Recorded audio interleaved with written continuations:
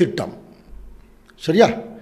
இந்த திட்டத்தை, அதில் இருக்கக்கூடிய ஹார்மனி, இவைகளை எல்லாம் ஒரு மூத்த சகோதரர் என்ன பண்ணார், தேவனுடைய திட்டங்களை குறித்து ஆராய்ந்து பார்த்து கொண்டு வருகிற போது அவர் கண்டுபிடிச்சாராம்.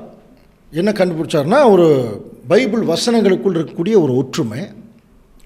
அந்த ஒற்றுமைக்குள்ளாக போய், நம்ம ஏற்கனவே படித்தோம் இல்லையா, வேத வாக்கியங்களை ஆராய்ந்து பாருங்கள், கர்த்தருடைய புஸ்தகத்திலே தேடி வாசியுங்கள், இவைகள் ஒன்றும் குறையாது, ஜோடி இல்லாமல் இராது, படித்தோம் இல்லையா. அந்த அடிப்படையில் வேத வசனங்கள் எல்லாம் நல்ல ஆராய்ச்சி பண்ணி தொகுத்து பார்க்கும்போது அவர் கண்டுபிடிச்ச ஒரு மகா பெரிய ஒரு விஷயம் என்ன தெரியுங்களா? God has a plan, you are in it அப்படின்னு ஒரு வாசகத்தை அவர் சொன்னார். கடவுள் ஒரு திட்டம் வச்சிருக்கார், அந்த திட்டத்துக்குள்ள நீங்கள் இருக்கீங்க அப்படிங்கிற ஒரு. ஏன்னா இன்னைக்கு பாருங்க, இந்த கொரோனாவெல்லாம் ஜனங்கள் என்ன நடக்குதுன்னே தெரியல, உயிருக்கு பயந்து வாழ்ந்துட்டுருக்குறாங்க. செத்து போயிட்டா எரிக்கிறதுக்கு கூட அவ்வளோ சிரமப்படுறாங்க. என்ன வாழ்க்கை அப்படிங்கிற மாதிரி ஆயிடுச்சு. இன்னும் கொஞ்ச நாள் இதை விட சிவியராக போகும். அப்போ எதுக்கு தான் நம்ம உலகத்தில் மனுஷனாக பிறந்தோம் அப்படிங்கிற ஒரு சிந்தனை வந்துடும் இல்லையா? இந்த சிந்தனைகள் எல்லாம் மனுஷனுக்குள்ளே வந்தால் தான் அதற்கு அப்பாற்பட்ட ஒரு சக்தி இந்த ஒட்டுமொத்த உலகையும் ஆட்கொண்டிருக்கிறது அப்படிங்கிறத அவன் கண்டுபிடிப்பான். அது ஏற்கனவே வேறு சப்ஜெக்டில் பார்த்துட்டோம். அந்த சக்தி, அது சக்தின்னு சொல்லி கொஞ்ச நாள் ஃபீல் பண்ணுவான். அதுக்கப்புறம் தான் அவனுக்கு தெரியும், எல்லாவற்றுக்கும் மேலாக ஒரு கடவுள் ஒருவர் இருக்கிறார், அவனின்றி ஒரு அணுவும் அசையாது அப்படிங்கிற ஒரு விஷயத்தெல்லாம் சொல்கிறாங்க. ஆனால் அந்த உண்மையான கடவுள் யார் என்பதை குறித்து மனிதன் அறிந்து கொள்ளக்கூடிய ஒரு டைம் வரப்போகுதுங்க. அதுக்கு தான் தேவன் ஒரு மகா பெரிய உபத்திரவ காலம், 3ஆம் உலக யுத்தம் இந்த பூமியில் வச்சுருக்கார். நல்லா புரிஞ்சுக்கலாம். அப்படிப்பட்ட ஒரு சூழ்நிலையில் நம்ம கவனிக்கும் போது, அன்புக்குரிய சகோதர சகோதரி, God has a plan. அப்போ இந்த உண்மையான கடவுள் எதுக்கு தான் மனுஷனை படைச்சார் அப்படின்னு ஒரு கேள்வி வரும் இல்லையா? அப்போது ஒரு மனுஷனை ஒருத்தர் படைக்கிறாருன்னா அதுக்கு ஒரு நோக்கம் இருக்கணும், ஒரு பர்பஸ் இருக்கணும். நம்மளே ஒரு வேலை செய்கிற ஒரு பர்பஸ் இருக்கு இல்லையா? அந்த பர்பஸ் என்ன, அந்த நோக்கம் என்ன அப்படிங்கிறத இந்த உலகத்தில் யாருனாலையுமே கண்டுபிடிக்க முடியாத இருந்த ஒரு காலப்பகுதியில் வேத வசனங்களை மையமாக கொண்டு கடவுள் ஒரு திட்டம் வச்சிருக்கார். God has a plan அப்படின்னு சொல்லி ஒரு மூத்த சகோதரர் கண்டுபிடிச்சார்.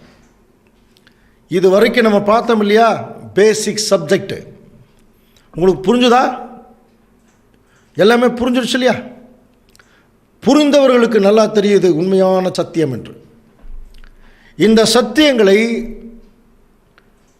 கவனிக்கிறீங்களா? ஒரு பெரிய பணக்கார நிலைமையிலிருந்து தன்னுடைய சொத்தை எல்லாம் விற்று நிறைய செலவு பண்ணி இன்றைக்கு உலகமெங்கும் இந்த தேவனுடைய தெய்வீக திட்டங்கள் புஸ்தகங்களாகவும் சத்தியங்களாகவும் அப்புறம் நிறைய தேவனுடைய பிள்ளைகளை உருவாக்கவும் பயன்படுத்தி இன்றைக்கி அது நம்ம கையில் வாட் இஸ் காட்ஸ் பிளான், தேவன் இந்த மனுஷனுக்காக வைத்திருக்கிற திட்டம் என்ன அப்படிங்கிறத கண்டுபிடிச்சி இப்போ அது அதுக்கு ஒரு உருவம் கொடுத்தாச்சு. அதுக்கு பேர் தான் the divine plan of the ages, யுகங்களை பற்றிய தேவ ஏற்பாடு. ஒரு நூற்றாண்டுக்கு முன்னாடி வரைக்கும் இந்த பூமியில் எல்லாரும் பைபிள் படித்தாங்க, பைபிள் டிரான்ஸ்லேஷன்ஸ் அதிகமாக வந்தது அப்படின்னா. ஆனாலும் ஏதோ கடவுள் திட்டம், மீட்பு, ரட்சிப்பு, பாவம், இந்த மாதிரி சில மேஜர் தலைப்புகளை பற்றி பேசப்பட்டது. ஆனால் எல்லாவற்றுக்கு மேலாக மனுஷனுக்கு இனி இறந்து போனதுக்கப்புறம் அடுத்தது அவனுடைய லைஃப் அவ்வளோதானா இல்லையா? ஏன் அதை சொல்கிறேன்னா, இன்றைக்கும் பணக்காரனாகவே இருந்து செத்து போகிறான், ஏழையாகவே பிறந்து ஏழையாகவே வாழ்ந்து செத்து போகிறான். அப்போ இதை கடவுள் ஒரு செய்கிறாருன்னா இப்படி ஒரு கடவுள் தேவையா? பணக்காரனுக்கு மட்டும்தான் கடவுளா, ஏழைக்கு இல்லையா? இதெல்லாம் சிந்திக்கணும்.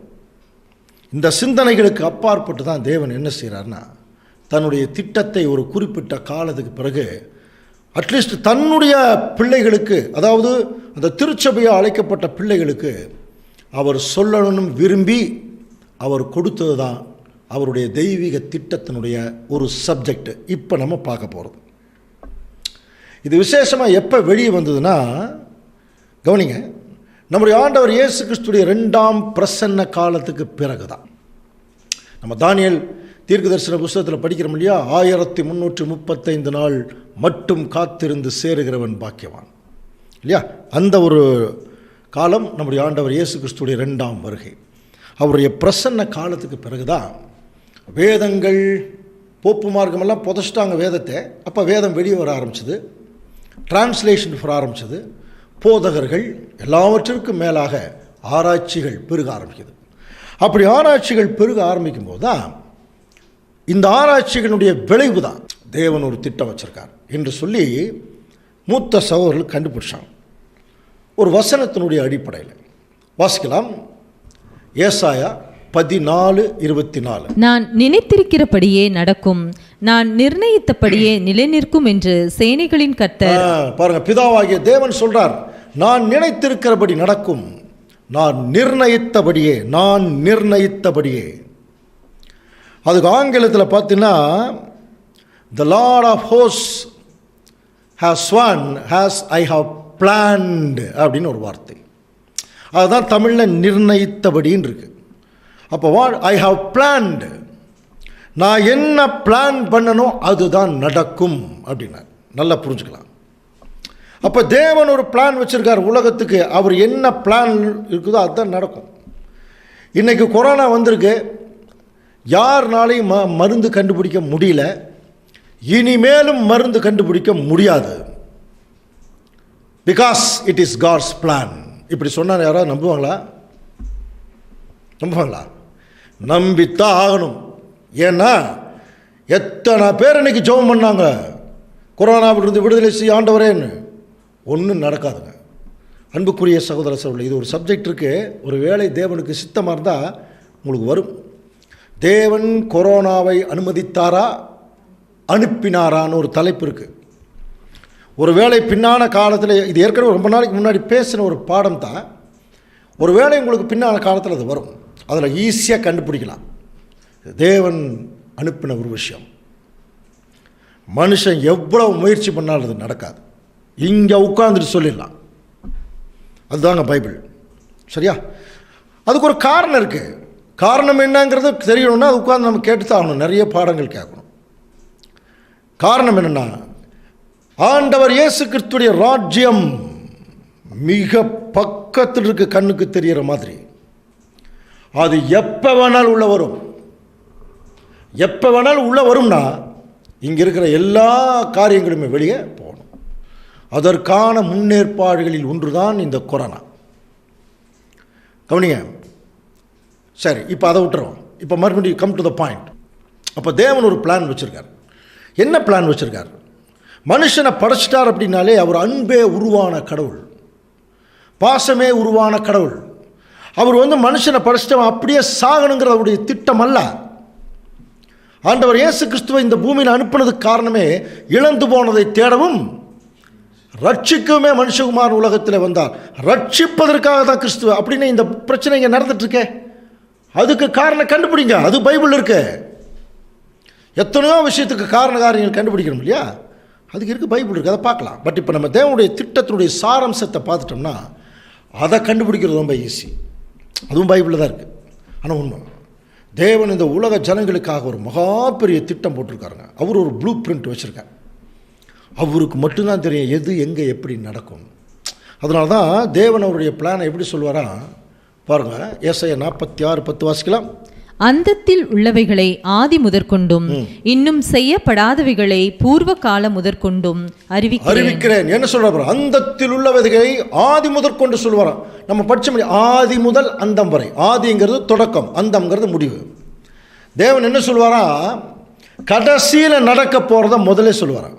பிகாஸ் அவருடைய பிளான் அது, அவருடைய திட்டம், அவருக்கு தெரியும். அதனால தான் சொல்கிறார், ஆதி முதற்கொண்டு நான் சொல்லுவேன். அப்புறம் இன்னும் செய்யப்படாதவைகளை பூர்வ காலம் முதற்கொண்டு, ரொம்ப நாளைக்கு முன்னாடியே சொல்லிடுவாராம் இப்படி தான் நடக்க போகுது. 2ஆம் வருகை சப்ஜெக்ட் படித்தோம் இல்லையா? தானியேலுக்கு தேவன் சொல்கிறார், அறிவு பெருத்த காலம் ஒன்று வரும். வந்துருச்சா?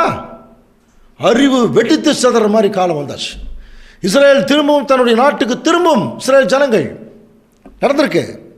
அடுத்தது 3ஆம் உலக யுத்தம் வரும், நடக்க போகுது. புரியுதுங்களா? இப்போ தானே எதை வச்சு நம்ம சொல்கிறோம்?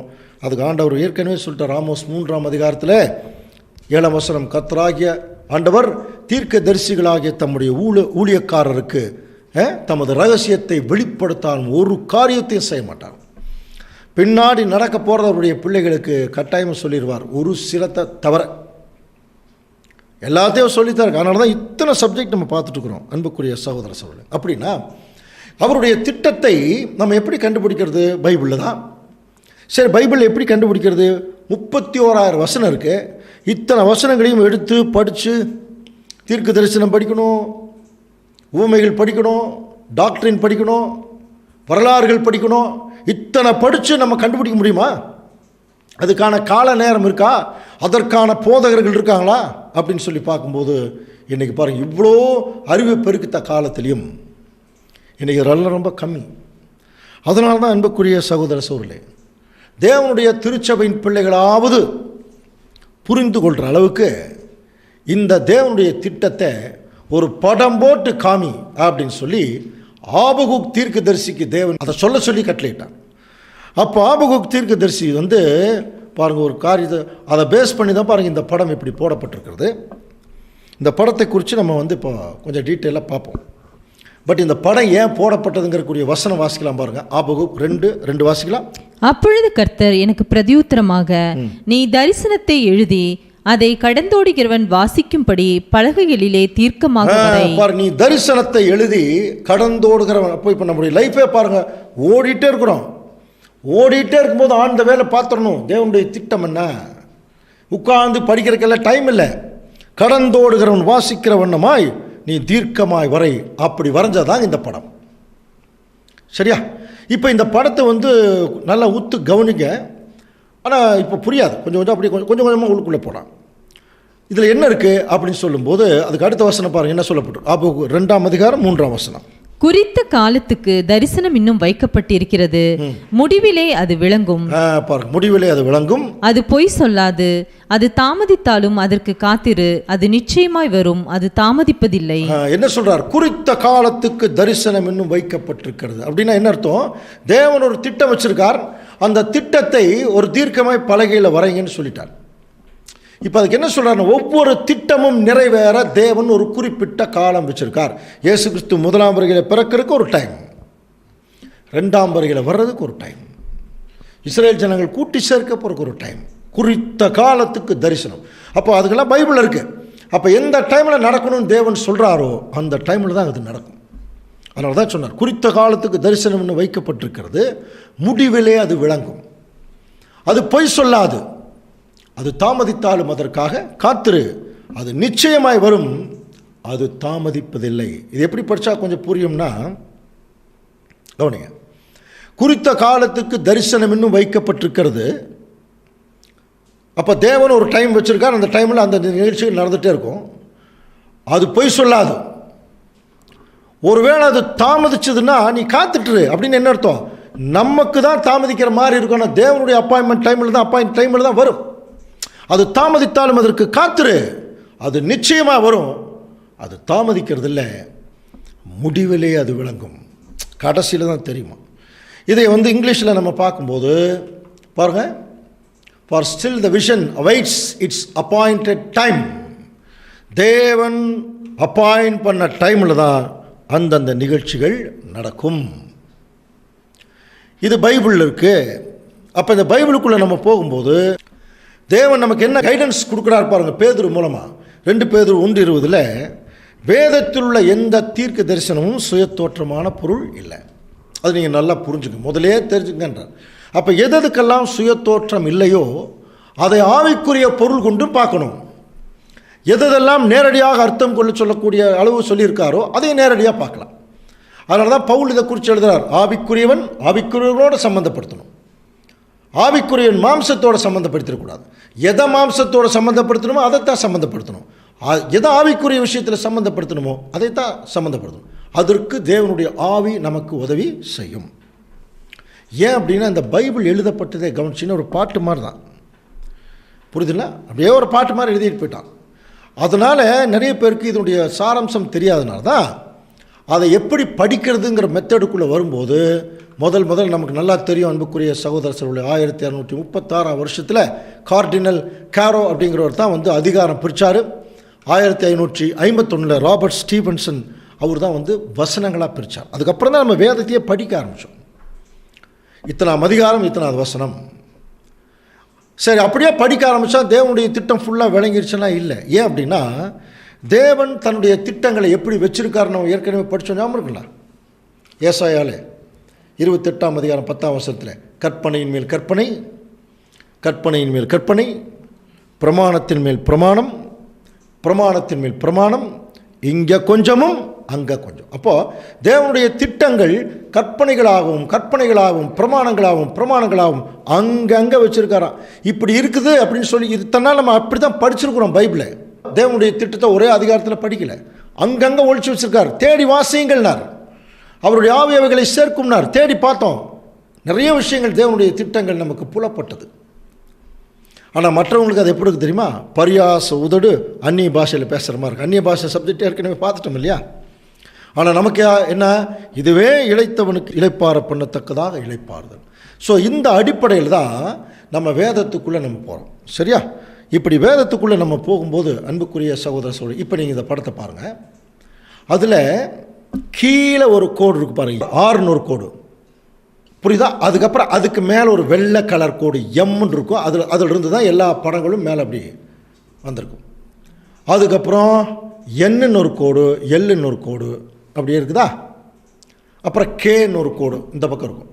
ஸோ கீழே ஒரு கோடு, அதுக்கு மேலே ஒரு கோடு, அதுக்கு ஒரு மேலே, அதுக்கு ஒரு மேலே. இந்த கோடுகள் எல்லாம் எதை குறிக்குது இந்த படத்தில் கவனிங்க? மனுஷனுடைய நிலைமைகளை குறிக்கும். அதாவது கீழிருந்து ஒவ்வொரு ஸ்டெப்பாக மேலே போகிற நிலைமைகளை குறிக்கும். இது ஃபஸ்ட்டு பாயிண்ட். மறுபடியும் அதே படத்தை உத்து பார்த்தீங்கன்னா கிடைமட்டமாக பார்த்தீங்கன்னா பாருங்கள், ஏ அப்புறம் பி சின்னு போட்டு என்ன எப்படி போட்டிருந்தா கிடைமட்டமாக பாருங்கள், அந்த ஆஃப் ரவுண்டு போட்டிருக்கு இல்லையா? முதலாம் உலகம் அப்படின்னு போட்டிருக்கும், இப்பொழுது இருக்கிற பொல்லாத உலகம் ரெண்டாவது போட்டிருக்கும். இதெல்லாம் எதை குறிக்குதுன்னா கிடைமட்டமாக போகிறதெல்லாம் காலங்களை குறிக்கும். நல்லா புரிஞ்சுக்கலாம், காலங்களை குறிக்கும். கீழிருந்து மேலே போகிறதெல்லாம் மனுஷனுடைய நிலைமைகளை குறிக்கும். கிடைமட்டமாக ஒவ்வொரு ஸ்டெப்பாக போகிறது காலங்களை அது குறிக்கும். இதை மைண்டில் வச்சுட்டு தான் இந்த படத்துக்குள்ளேயே நம்ம போகணும்.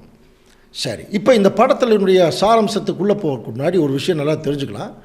கிறிஸ்துவுக்கு ஒரு நாள்ங்கிறது 1000 வருஷம். அது ஏற்கனவே வசனத்தில் படிச்சிட்டோம். அதே பிதாவாகிய தேவனுக்கு ஒரு நாள்ங்கிறது 7000 வருஷம் என்று சொல்லி வேதத்தில் உள்ள சாராம்சம் சொல்லுகிறது. இப்போ பிதாவாகிய தேவனுக்கு 7000 வருஷம் ஒரு நாள்ங்கிறதுக்கு வசனம் எங்கேயும் இல்லை. நல்லா புரிஞ்சுக்கலாம். ஆனால் இயேசு கிறிஸ்துவுக்கு ஒரு நாள் 1000 வருஷங்கிறதுக்கு வசனம் இருக்குது. அப்புறம் எப்படி நீங்கள் பிதாவாகிய தேவனுக்கு 7000 வருஷம் ஒரு நாள் சொல்கிறீங்க அப்படின்னு சொல்லும்போது, அன்புக்குரிய சகோதர சகோதரர்களே, இது தெய்வீக திட்டத்தினுடைய ஒரு கருத்து. என்னன்னு பார்த்தீங்கன்னா, முதல் ஆதி ஆகமத்தில் என்ன சொல்கிறோம், தேவன் வானத்தையும் பூமியும் படைத்தார். அது தனியாக ஒரு சப்ஜெக்டாகவே நம்ம பார்க்க போகிறோம். Science and creation. ஆதியிலே தேவன் வானத்தையும் பூமியும் படைத்தார் அப்படி படிக்கிறோம் இல்லையா. வானத்துங்கிறது எம்டி பிளேஸ். அது சூரிய சந்திர நட்சத்திரங்கள், அதுக்கப்புறம் பூமி. பல்லாயிரம் வருஷங்களாக பூமி இந்த மனுஷனுடைய குடியிருப்புக்காக பண்படுத்தப்பட்டது. அதனுடைய ப்ராசஸ் தான் நீ ஆதி ஆகமத்தில் நம்ம வாசிக்கலாம். சாயங்காலம் விடியற்காலம் ஆகி ஒரு நாள் ஆயிற்று. இது புல்கள் எல்லாம் முளைக்க கிடவுன்னு சொன்னார், பூண்டுகள் முளைக்க கிடவுன்னு சொன்னார். இந்த மாதிரி எத்தனை நாள்? 6 நாள். கவனிக்கிறீங்களா? 6 நாள்.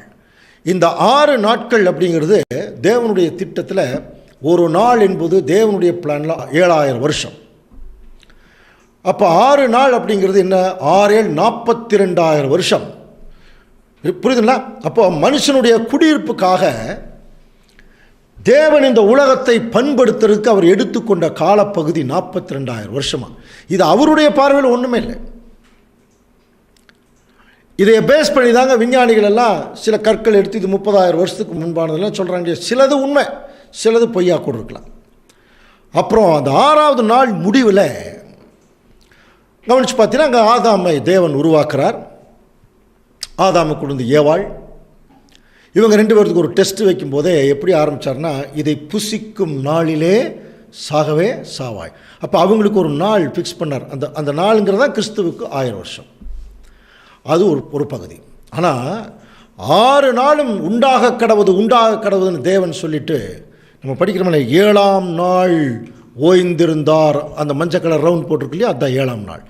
எப்போ தேவன் ஓய்ந்திருக்கிறாரோ அந்த ஓய்ந்திருக்கக்கூடிய நாளில் தான் ஆண்டவர் இயேசு கிறிஸ்து தன்னுடைய சார்ஜை எடுக்கிறார்.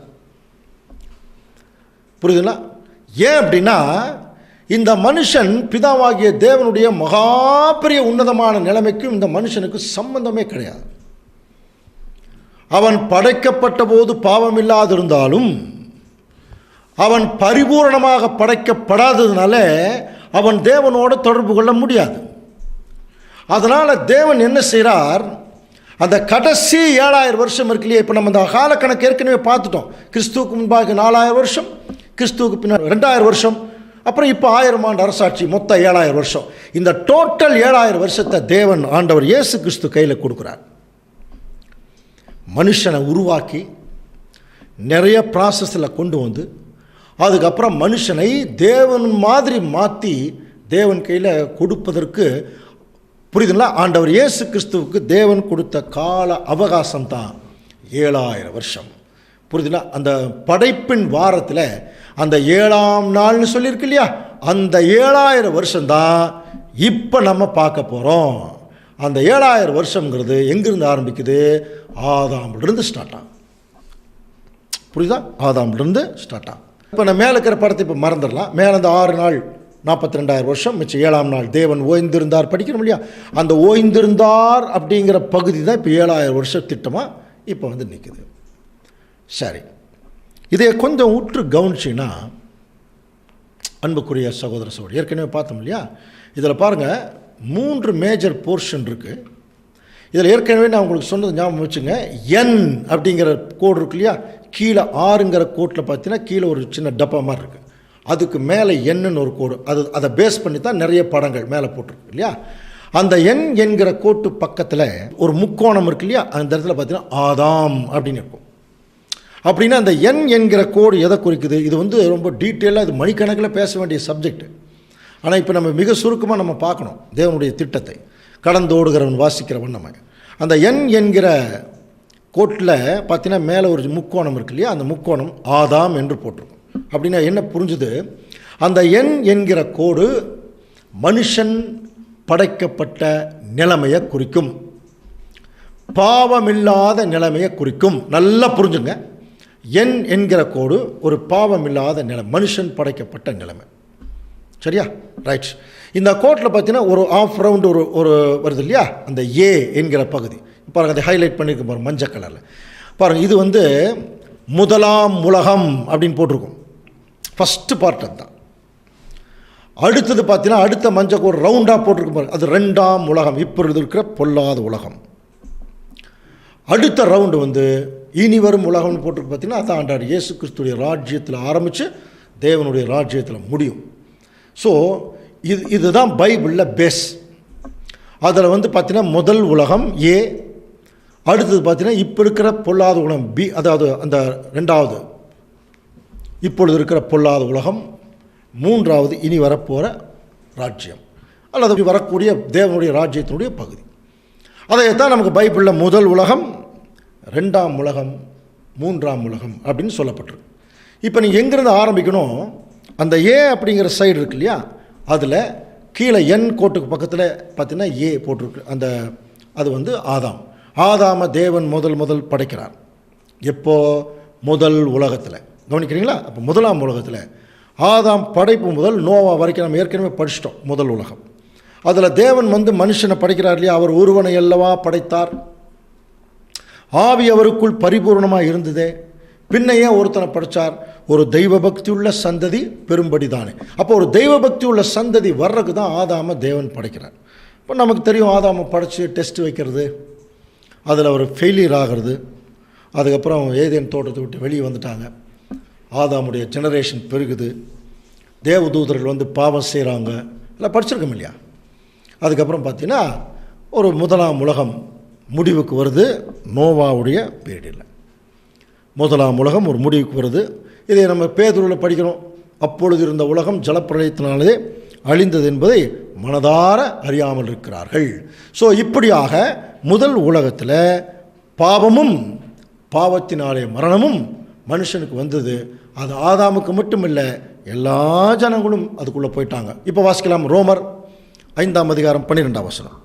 இப்படியாக ஒரே மனுஷனாலே பாவமும் பாவத்தினாலே மரணமும் உலகத்தில் பிரவேசித்தது போலவும் எல்லா மனுஷரும் பாவம் செய்தபடியால் மரணம் எல்லாருக்கு வந்தது போலவும் இதுவும் ஆயிற்று. எல்லா மனுஷரும் பாவம் செய்ததுனால இப்போ எல்லாருக்குமே பாவம் வந்துருச்சு. இப்போ நீங்கள் இந்த படத்தில் பார்த்தீங்கன்னா முதல்ல அந்த ஏ போட்டிருக்கிற முதலாம் உலகம், அதுக்கு பாருங்கள் என்கிறது ஆதாம், என் பக்கத்தில் ஏ அந்த ஒரு முக்கோணம் வந்து ஆதாம். இப்போ அதுக்கு கீழே பார்த்தீங்கன்னா அந்த ஒரு பீன்னு ஒரு டப்பா இருக்குது பாருங்கள், ஆர் கோடு இருக்கு இல்லையா. அந்த ஆர் கோடு எதை குறிக்குதுன்னா மனுஷனுடைய பாவ நிலைமை, மரணம். மறுபடியும் திருப்பி சொல்கிறேன், என் என்கிற அந்த மெயின் கோடு வந்து மனுஷனுடைய பாவமில்லாத நிலைமை அது குறிக்குது. ஆர் அப்படிங்கிற கோடு அதுக்கு கீழ் இருக்கிறது பாவ நிலைமையை குறிக்கிறது. இப்போ என்ன ஆயிடுச்சு? முதல் உலகத்தில் மனுஷன் ஆதாமிலிருந்து பாவம் செஞ்சதுனால எல்லாருமே எங்கே வந்துட்டாங்க? ஆர் கோட்டுக்கு மரணத்துக்குள்ளே வந்தாச்சு. அதுதான் முதல் உலகத்தில் கீழே அந்த பீங்கிற ஒரு டப்பா, சரியா, கீழே வந்தாச்சு.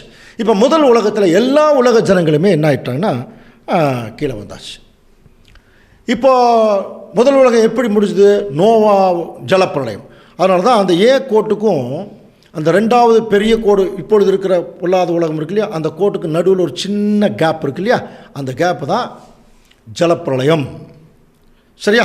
இந்த பாருங்கள், அந்த ரெண்டாவது ஏ கோட்டுக்கும் அந்த இப்பொழுது இருக்கிற உலகம்ங்கிற கோட்டுக்கும் நடுவில் இருக்கிறது தான் ஜலப்பிரளயம், சின்ன கேப். சரி, இப்போ அடுத்தது ரெண்டாவது உலகம் ஆரம்பிக்குது. ரெண்டாவது உலகம் நோவா முதல் இன்றைக்கு இருக்கிற ஒரு காலம் வரைக்கும் நல்லா புரிஞ்சுக்கலாம். இப்போ நம்ம ரெண்டாம் உலகத்தை தான் இப்போ கான்சன்ட்ரேட் பண்ண போகிறோம். அதில் பார்த்தீங்கன்னா முதல் உலகம் முடிஞ்சுது, இப்போ ரெண்டாம் உலகம் ஒரு பெரிய ரவுண்டு இருக்கு இல்லையா. அதில் நல்லா உற்று கவனிச்சின்னா 3 போர்ஷன் இருக்கும். அந்த பெரிய போர்ஷன்லேயே ஃபஸ்ட்டு ஒன்று, அதுக்கப்புறம் ஒன்று, அதுக்கப்புறம் 3 போர்ஷன் அதில் வருது. அதை இப்போ உங்களுக்கு ஜூம் பண்ணி காமிக்கிறேன் பாருங்கள். இப்பொழுது இருக்கிற பொல்லாத உலகம் இருக்கு இல்லையா. இதில் பார்த்தீங்கன்னா டி அப்படின்னு ஒரு முதல் பார்ட்டு, இ அப்படிங்கிறது ரெண்டாவது பார்ட்டு, எஃப்ங்கிறது மூன்றாவது பார்ட்டு. அந்த டிங்கிறது என்னன்னா முற்பிதாக்களின் யுகம், இ என்பது யூத யுகம், எஃப் என்பது சுவிசேஷ யுகம். இப்போ ரெண்டாம் உலகம் நம்முடைய ஆராய்ச்சிக்காக 3 பகுதிகளாக வசனங்களின் அடிப்படையில் பிரிக்கப்பட்டிருக்கு. அதில் அந்த டி பார்த்தீங்கன்னா அதுக்கு முன்னாடி ஒரு சின்ன கேப் சொன்னோம் இல்லையா, அதுதான் அது வந்து ஜலப்பிரளயம். அப்போ ஜலப்பிரளயத்துக்கு பிறகு ரெண்டாம் உலகத்தில் தேவனுடைய திட்டம் எங்கிருந்து ஸ்டார்ட் ஆகுது? முற்பிதாக்களிலிருந்து ஸ்டார்ட் ஆகுது. விசேஷமாக இங்கே இஸ்ரேல் ஜனங்களுடைய முற்பிதாக்களை பற்றி சொல்லப்பட்டிருக்கு. அதில் முதன்மையானவர் நமக்கு நல்லா தெரியும். முற்பிதாக்கள் யாருக்கு முதன்மையானவர்? ஆபிரகாம் இல்லையா? முதல் உலகத்தில் இழந்து போன ஒரு விஷயத்தை ரெண்டாம் உலகத்தில் தேவன் ஆபிரகாமின் மூலமாக தன்னுடைய திட்டத்தை அவர் செயல்படுத்துகிறார். முதல் உலகத்தில் ஆதாம் தான் அதிகம் நேசித்த மனைவிக்காக கீழ்ப்படியாமல் போயிட்டார். ரெண்டாம் உலகத்தில் ஆபிரகாம் தன் அதிகம் நேசித்த மகனையே தேவனுக்கு பலி செலுத்துறதுக்கு முன் வந்தார். அந்த அடிப்படையில் இப்போ ஆபிரகாமை தேவன் ஆசீர்வதித்து ஈசாக்கின் மூலம் தேவன் என்ன செய்கிறார்னா, அந்த ஒரு பலி கொடுக்கறதனுடைய துணிச்சதன் மூலம் அந்த கீழ்ப்படிதல், அந்த பயபக்தி, தெய்வ பக்தியுள்ள சந்ததிக்கு ஒரு மூத்த நிலைமையில் ஒரு முற்பிதாவாக தேவன் ஆபிரகாமை செலக்ட் பண்ணிட்டார். அதனால தான் அவர் பலி கொடுக்க போகும்போது நம்ம படிச்சிருக்க முடியா, உன் சந்ததியை நான் வானத்து நட்சத்திரங்களைப் போலவும் கடற்கரை மணலைப் போலவும் நான் பெருக பண்ணுவேன் ஆபிரகாம் சொன்னார் இல்லையா. அப்புறம் உன் சந்ததிக்குள் பூமியில் உள்ள சகல ஜனங்களையும் ஆசீர்வதிக்கிறேன். ஸோ இதையே நமக்கு வந்து விசேஷமாக அந்த முற்பிதாக்களுக்காகவே தேவன் ஒரு தனியாக ஒரு இடம் வச்சாராம். ஆபிரகாம், ஈசாக்கு, யாக்கோபு, இவங்க தான் உலக ஆசீர்வாதத்தினுடைய பேஸ் இல்லையா. அப்போ அந்த ஒரு நிலைமைக்குள்ளே ஆபிரகாமை கொண்டு போயிட்டார். சரி, இந்த 3 பேருக்கும் தனி ஒரு சிறப்பு இருக்கா? ஆமாங்க, வசனம் வாசிக்கலாம் பாருங்கள். 1 நாளாகமம் 16:15.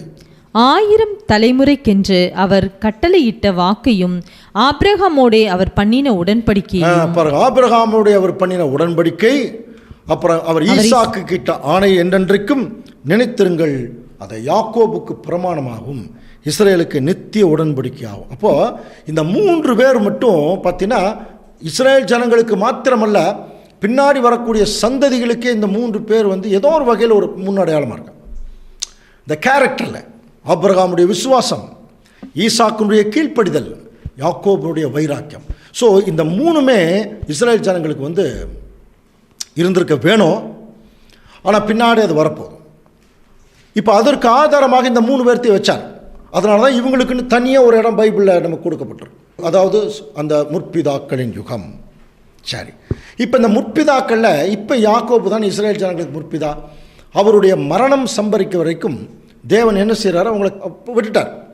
ஆனால் யாக்கோபு இறந்ததுக்கு பிறகு தேவன் இஸ்ரேல் ஜனங்களை தன்னுடைய கட்டுப்பாட்டுக்குள்ளே கொண்டு வரார். காரணம் என்ன? ஏற்கனவே ஆபிரகாமுக்கு தேவன் கொடுத்த அந்த ஆசீர்வாதம் இல்லையா. அப்போ நம்ம கவனிக்கலாம். அப்போது அந்த யாக்கோபுக்கு பிறகு இஸ்ரேல் ஜனங்களுடைய ஹிஸ்ட்ரி, லைஃப் ஹிஸ்ட்ரி ஸ்டார்ட் ஆகுது இல்லையா. அதுதான் யூத யுகம். அதுதான் 2வது போர்ஷன். இந்த படத்தில் நீங்கள் பார்த்தீங்கனாலே தெரியும். பாருங்கள், 2வது போர்ஷனில் முற்பிதாக்களின் யுகத்துக்கு அப்புறம் யூத யுகம். இப்போ இந்த யூத யுகம்ங்கிறது எங்கிருந்து ஆரம்பிக்குது அப்படின்னு சொல்லி கொஞ்சம் கவனிச்சிங்கன்னா, அது யாக்கோபுடைய மரணத்திலிருந்து ஆண்டவர் இயேசு கிறிஸ்துடைய மரணம் வரைக்கும் இந்த யூதயம், அதாவது இந்த காலப்பகுதி விசேஷமாக இஸ்ரேல் ஜனங்களுக்காகவே தேவன் ஒதுக்கின பகுதி. அது நமக்கு நல்லா தெரியும். 1845 வருஷங்கள் யாக்கோபுடைய மரணத்திலிருந்து ஆண்டவர் இயேசு கிறிஸ்துடைய மரணம் வரைக்கும். அப்போது இந்த காலப்பகுதியில் தேவன் என்ன பண்ணினார் அப்படிங்கிற போது, இந்த காலப்பகுதியில் இஸ்ரேல் ஜனங்களை தேவன் தன்னுடைய கட்டுப்பாட்டுக்குள் எடுத்து, அவங்க எகிப்தில் அடிமையாக இருந்தபோது அவருடைய கூக்குரலை கேட்டு மோசையின் மூலமாக அவங்களை இஸ்ரேல் ஜனங்கள் வழி நடத்துகிறார் வனாந்தரத்தில். அப்போ தான் அவங்களுக்கு சொன்னார். யாத்திராகமம் 19:5 வாசிக்கலாம். இப்பொழுது நீங்கள் என் வாக்கை உள்ளபடி கேட்டு என் உடன்படிக்கையை கைக்கொள்ளுவீர்களானால் சகல ஜனங்களிலும் நீங்களே எனக்கு சொந்த சம்பத்தாய் இருப்பீர்கள். பாருங்க, சகல ஜனங்களிலும் நீங்களே எனக்கு அப்போ சகல ஜனங்கள்ங்கிறது உலக ஜனங்கள். அப்போ 2ஆம் உலகத்தில் உலக ஜனங்கள் நிறைய பேர் இருக்காங்க. விசேஷமாக ஆபிரகாமின் நிமித்த இஸ்ரேல் ஜனங்களை மட்டும் தனியாக வெளியே எடுத்துட்டு, நான் சொல்கிறபடி மட்டும் நீங்கள் கேட்டு நடந்தீங்கன்னா நீங்கள் தான் எனக்கு சொந்த சம்பத்து, பூமியெல்லாம் என்னோடது, நீங்கள் எனக்கு ஆசாரிய ராஜ்யமும், இதுக்கு அடுத்த வசனம் பரிசுத்த ஜாதின்ட்டார். அப்படின்னா புரியுதுங்களா? எத்தனையோ லட்சக்கணக்கான ஜனங்கள் மத்தியில் இவங்களை மட்டும் தனியாக மேலே எடுக்கிறார். 2ஆம் உலகம் யூத யுகம் ஆரம்பிக்கும் போது உலக ஜனங்கள் மத்தியிலிருந்து இஸ்ரேல் ஜனங்களை தனியாக மேலே எடுக்கிறார். அப்போ உலக ஜனங்கள் என்ன கண்டிஷன் இருக்கிறாங்க? அப்போ அவங்க பாவ மரணம், 2ஆம் உலகத்திலே உலக ஜனங்கள் கீழே தான், பாவ மரணத்தில் தான் இருக்காங்க. அப்போ அதுக்குள்ளே தான் இஸ்ரேல் ஜனங்கள் இருந்தாங்க. ஆனால் இவர்களிருந்து கொஞ்சம் மேலே தூக்குனாராம். அதனால தான் நம்ம வாசிக்கலாம் 147ஆம் சங்கீதம் 19ஆம் வசனத்தில், யாக்கோபுக்கு தம்முடைய வசனங்களையும் இஸ்ரேலுக்கு தம்முடைய பிரமாணங்களையும் நியாயங்களையும் அறிவிக்கிறார்.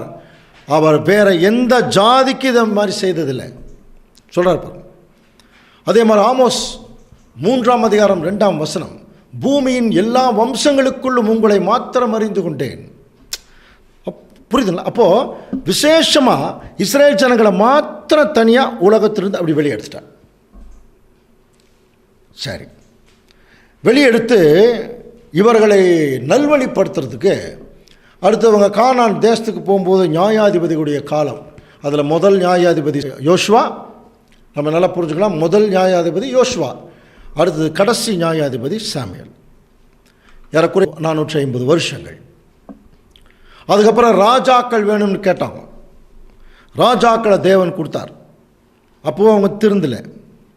அதே டைமில் நிறைய தீர்க்கதரிசிகளை தேவன் அனுப்புகிறார், ஏசாயா முதல் மல்கியா வரை, இல்லையா? அப்பவும் திருந்தலை. ஆனால் ஜனங்களுக்கு இந்த பக்குவம் போயிட்டே தான் இருந்தது.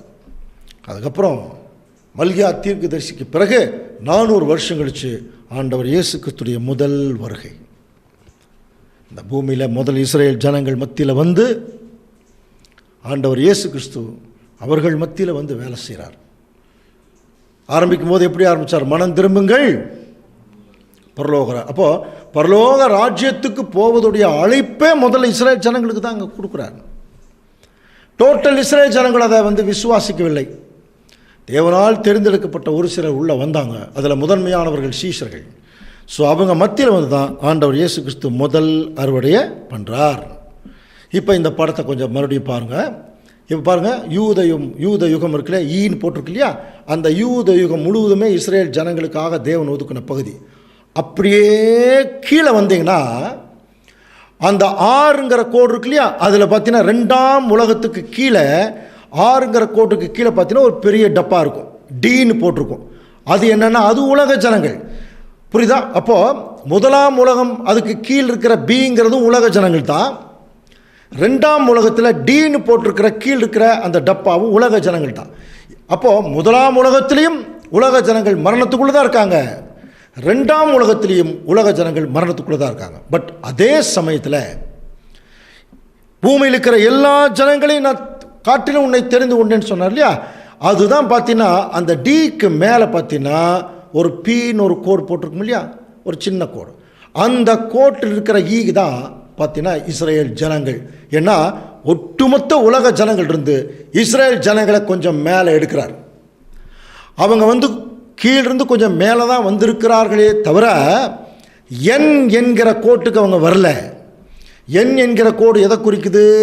மனுஷனுடைய பாவமில்லாத நிலைமை, தேவன் அங்கீகரிக்கக்கூடிய ஒரு நிலைமை. புரியுதுங்களா? அந்த நிலைமைக்குள்ளே இன்னும் இஸ்ரேல் ஜனங்களும் வரல. உலக ஜனங்கள் அதை விட கீழ் இருக்காங்க. ஆனால் இஸ்ரேல் ஜனங்களை தேவன் உலகத்திலிருந்து கொஞ்சம் மேலே தூக்குனார். ஆனால் அந்த கோட்டுக்கு அவங்க வரல. நல்லா புரிஞ்சுக்கலாம். அதனால தான் பூமியில் இருக்கிற சகல ஜனங்களும் நீ தெரிந்து கொண்டேன். இப்போ ஆண்டவர் இயேசு கிறிஸ்து இந்த யூத யுகத்தினுடைய முடிவில் அப்படி வரார். அப்படி கீழே பார்த்தீங்கன்னா அங்கே ஒரு சிலுவை இருக்கும் பாருங்க. அப்போ கிறிஸ்து யூத யுகத்தினுடைய முடிவில் வந்து அங்கே முதல் அறுவடையை அங்கே பண்ணுறார். அது நமக்கு நல்லா தெரியும். முதல் அறுவடை என்ன? நல்ல மணியிலிருந்து பதரை பிரிக்கிறார், அல்லது பதரிலிருந்து நல்ல மணியை பிரித்தார். பதர் என்பது யார்? அன்னைக்கு இருந்த பரிசேயர் சதிசேயர் போன்றவர்கள். ஸ்டஃப்பே இல்லை, மணி மாதிரி இருந்து ஜனங்களை ஏமாற்றி கொண்டிருந்தான். அதிலிருந்து உண்மையான திருச்சபையின் பிள்ளைகளை தேவன் அங்கே வெளியெடுக்கிறார். வெளியெடுக்கும் போதே அவங்களை எப்படி சொல்லி தான் கூப்பிட்றாரு? நம்ம படிச்சுக்கிறோம். ஒருவன் என்னை பின்பற்ற விரும்பினால் அவன் தன்னைத்தான் வெறுத்து தன் சிலுவை எடுத்துகிட்டு வரணும். அது மட்டும் இல்லை, அவர்களுக்கு பரலோக ராஜ்யத்தினுடைய போகிறதுடைய கேரக்டருக்குரிய சம்பவங்கள் சத்தியங்களாக போதிக்கப்பட்டது. அதில் முதல்ல சொல்கிறார், ஆவியில் எளிமையுள்ளவர்கள் பாக்கியவான்கள், பரலோக ராஜ்யம் அவருடையது. அதே சமயத்தில் இந்த ராஜ்யத்தை சுதந்திரிக்க போகிற தேவனுடைய பிள்ளைகள் இடுக்கமான வாசலில் போனோம். என் நிமித்தம் உங்களை நிந்தித்து துன்பப்படுத்தி பலவிதமான தீமையான மொழிகளை உங்கள் பேரில் சொல்வார்களானால் நீங்கள் என்ன பார்ப்பீங்க? பாக்கியவான். இப்படி எல்லாம் சொல்லி முதல் அந்த இஸ்ரேல் ஜனங்களுக்கு அந்த வாய்ப்பை கொடுக்குறார். இப்போ அந்த படத்தை கொஞ்சம் கவனிச்சிங்கன்னா, அந்த வாய்ப்பை பெற்றவர்கள் இஸ்ரேல் ஜனங்கள், அதில் ஒரு சிலர் மட்டும் வந்தாங்க. சரியா? இப்போ இந்த படத்தை குத்து கவனிங்க. முதல்ல அந்த என் என்கிற கோட்டில் முதல் ஒரு முக்கோணம் இருக்குது, ஆதாம். அந்த என் என்கிற கோடு எதை குறிக்குது? மனுஷனுடைய பாவமில்லாத நிலைமை. இப்போ இயேசு கிறிஸ்துவும் இந்த பூமியில் அதே நிலைமையில் தான் பிறந்தார். பாருங்கள், ரெண்டாவது அந்த ரவுண்டு பாருங்கள் எங்கே இருக்குது? யூத யுகத்தினுடைய முடிவில் அந்த ரெண்டாவது ரவுண்டில் அங்கே ஒரு இடத்துல போட்டிருக்கு இல்லையா, அந்த ஒரு முக்கோணம் இயேசு அப்படின்னு போட்டிருக்கு. அப்போது ஆதாம் எப்படி ஒரு பாவமில்லாத நிலைமையில் படைக்கப்பட்டாரோ அதே மாதிரி தான் இயேசு கிறிஸ்து இந்த பூமியில் வரார். அதனால தான் அந்த என் கோட்டில் கிறிஸ்துவை அங்கே போட்டிருக்கு. மறுபடியும் இந்த படத்தை கொஞ்சம் உத்து கவனிச்சின்னா இன்னொரு ரவுண்டும் போட்டிருக்கு பாருங்கள். முற்பிதாக்களின் யுகத்தில் ஆபிரகாமுக்கும் பாருங்கள் போட்டிருக்கா. அப்போது அந்த எண் என்கிற கோடே பாவமில்லாத நிலைமை, அது ஆதாம் வைக்கிறது ஓகே. அதே மாதிரி இயேசு கிறிஸ்து வந்திருக்கார், அவரு அந்த இடத்துல கொண்டு வைக்கிறது ஓகே. ஆனால் அங்கே நடுவில் ஆதாம் கிறிஸ்துவுக்கு நடுவில் இப்போ யார் போட்டிருக்குங்க? ஆபிரகாம். அங்கே முக்கோணமாக அங்கே போட்டிருக்கு. அது ஏன் போட்டிருக்காது? இது பார்த்தீங்கன்னா ஏதோ தெரியாமல் போட்டாங்கன்னு நினச்சிக்க வேண்டாம். மகா பெரிய சத்தியம் அதில் அடங்கியிருக்கு அன்புக்குரிய சகோதரர்களே. இப்போ நம்ம என்ன கேள்வி கேட்கணும்னா, ஆதாம் பாவம் இல்லாமல் படைக்கப்பட்டார், அதனால் என் கோட்டில் இருக்கார். இயேசு கிறிஸ்து பாவம் இல்லாமல் படைக்கப்பட்டார், அதனால் என் கோட்டில் இருக்கார். ஆபிரகாம் பாவம் இல்லாமல் படைக்கப்பட்டவரா? அதுக்கப்புறம் நம்ம படிக்கிறோம், என் தாய் என்னை பாவத்திலே கர்ப்பம் தரித்தாள், படிக்கிறோம் இல்லையா? அப்போ ஆபிரகாம் பிறந்ததே பாவத்தில் தானே. அப்போ அவரை ஏன் அந்த இடத்துல கொண்டு போய் போட்டிருக்காங்க? அன்புக்குரிய சகோதர சகோதரர்களே, இதில் ஒரு சத்தியம் இருக்கு. முதலாவது கவனிக்கிறீங்களா? ஆதாம் பாவமில்லாமல் படைக்கப்பட்டிருந்தாலும் அதிகம் நேசித்த மனைவிக்கு கீழ்ப்படியாமல் போயிட்டார். அது என்ன தெரியுமா? இங்கே ஆதாம் நிற்கிறார், புரியுதுங்களா? இங்கே தேவன் நிற்கிறார், அங்கே சாத்தான் நிற்கிறான். உயிர் கொடுத்த தேவன் சொல்கிறார், நீ இதை சாப்பிட்டீன்னா செத்துருவேன். ஒன்றுமே கொடுக்காத சாத்தான் சொல்கிறான், நீங்கள் சாக மாட்டீங்க இல்லையா? அதை முதல் விசுவாசது யாருன்னா எவள். அதுக்கப்புறம் அந்த பாவத்திற்குள்ள ஆதாம் போக நிர்பந்திக்கப்பட்டுட்டார் இல்லையா? நிர்பந்தமாக போயிட்டார், வேறு வழியே இல்லை. அங்கே என்ன பிரச்சனை தெரியுங்களா? உண்மையான தேவனை நம்பக்கூடிய சூழ்நிலை இல்லாமல் போச்சு பாருங்க. எல்லாவற்றையும் படைத்த கடவுளை அவர் சொல்கிற, அவர் சார்பாக தான் கிறிஸ்து பேசுகிறார், அவரையே நம்பலைன்னா எப்படி? அதனால தான் அவங்கெல்லாம் பாவத்துக்குள்ளே போயிட்டாங்க. ஆனால் ரெண்டாம் உலகத்தில் கவனிக்கிறீங்களா, தேவன் ஏன் தெரியுங்களா ஆபிரகாமை அவர் செலக்ட் பண்ணார்? நம்ம படிச்சிருக்கோம் இல்லையா? ஆபிரகாமை ஏன் செலக்ட் பண்ணார் தெரியுமா? ஆபிரகாம் தேவனை விசுவாசித்தார். தேவனுக்கு ரொம்ப பிடிச்ச ஒரு விஷயம், நல்லா புரிஞ்சுங்க. பிதாவாகிய தேவனுக்கு ரொம்ப பிடிச்ச விஷயம் என்ன தெரியுமா? யாராவது தன்னை நம்பிட்டாங்கன்னா அவர் அவ்வளோ சந்தோஷப்படுவார். ஏன் தெரியுமா? ஒட்டுமொத்த உலக ஜனங்களை நம்ப மாட்டேங்கிறாங்க, கிறிஸ்தவர்களே நம்புறதில்லை. தேவனுக்கு ரொம்ப பிடிக்கும் அவரை நம்பின பிள்ளைகள். அதனால் என்ன ஆச்சு தெரியுங்களா? பிதாவாகிய தேவனை ஆபிரகாம் நம்பினதுனால அந்த நம்பிக்கையில் தன்னுடைய மகனையே கொடுக்குறார் பாருங்க. என்னைக்கு தேவனை நம்பி தன்னுடைய மகனை ஆபிரகாம் கொடுத்தாரோ அப்போவே அவர் தேவனோட தொடர்பு கொள்வதற்கு அங்கே அவர் என்ன ஆகிட்டார்னா தேவனோட அங்கீகாரம் கொடுத்துட்டார். என்னை நம்பினவர்களை அவர் எப்படி தெரியுமா சொல்கிறார்? என்னை நம்பினவர்களை நான் நீதிமானாக கருதுவேன்.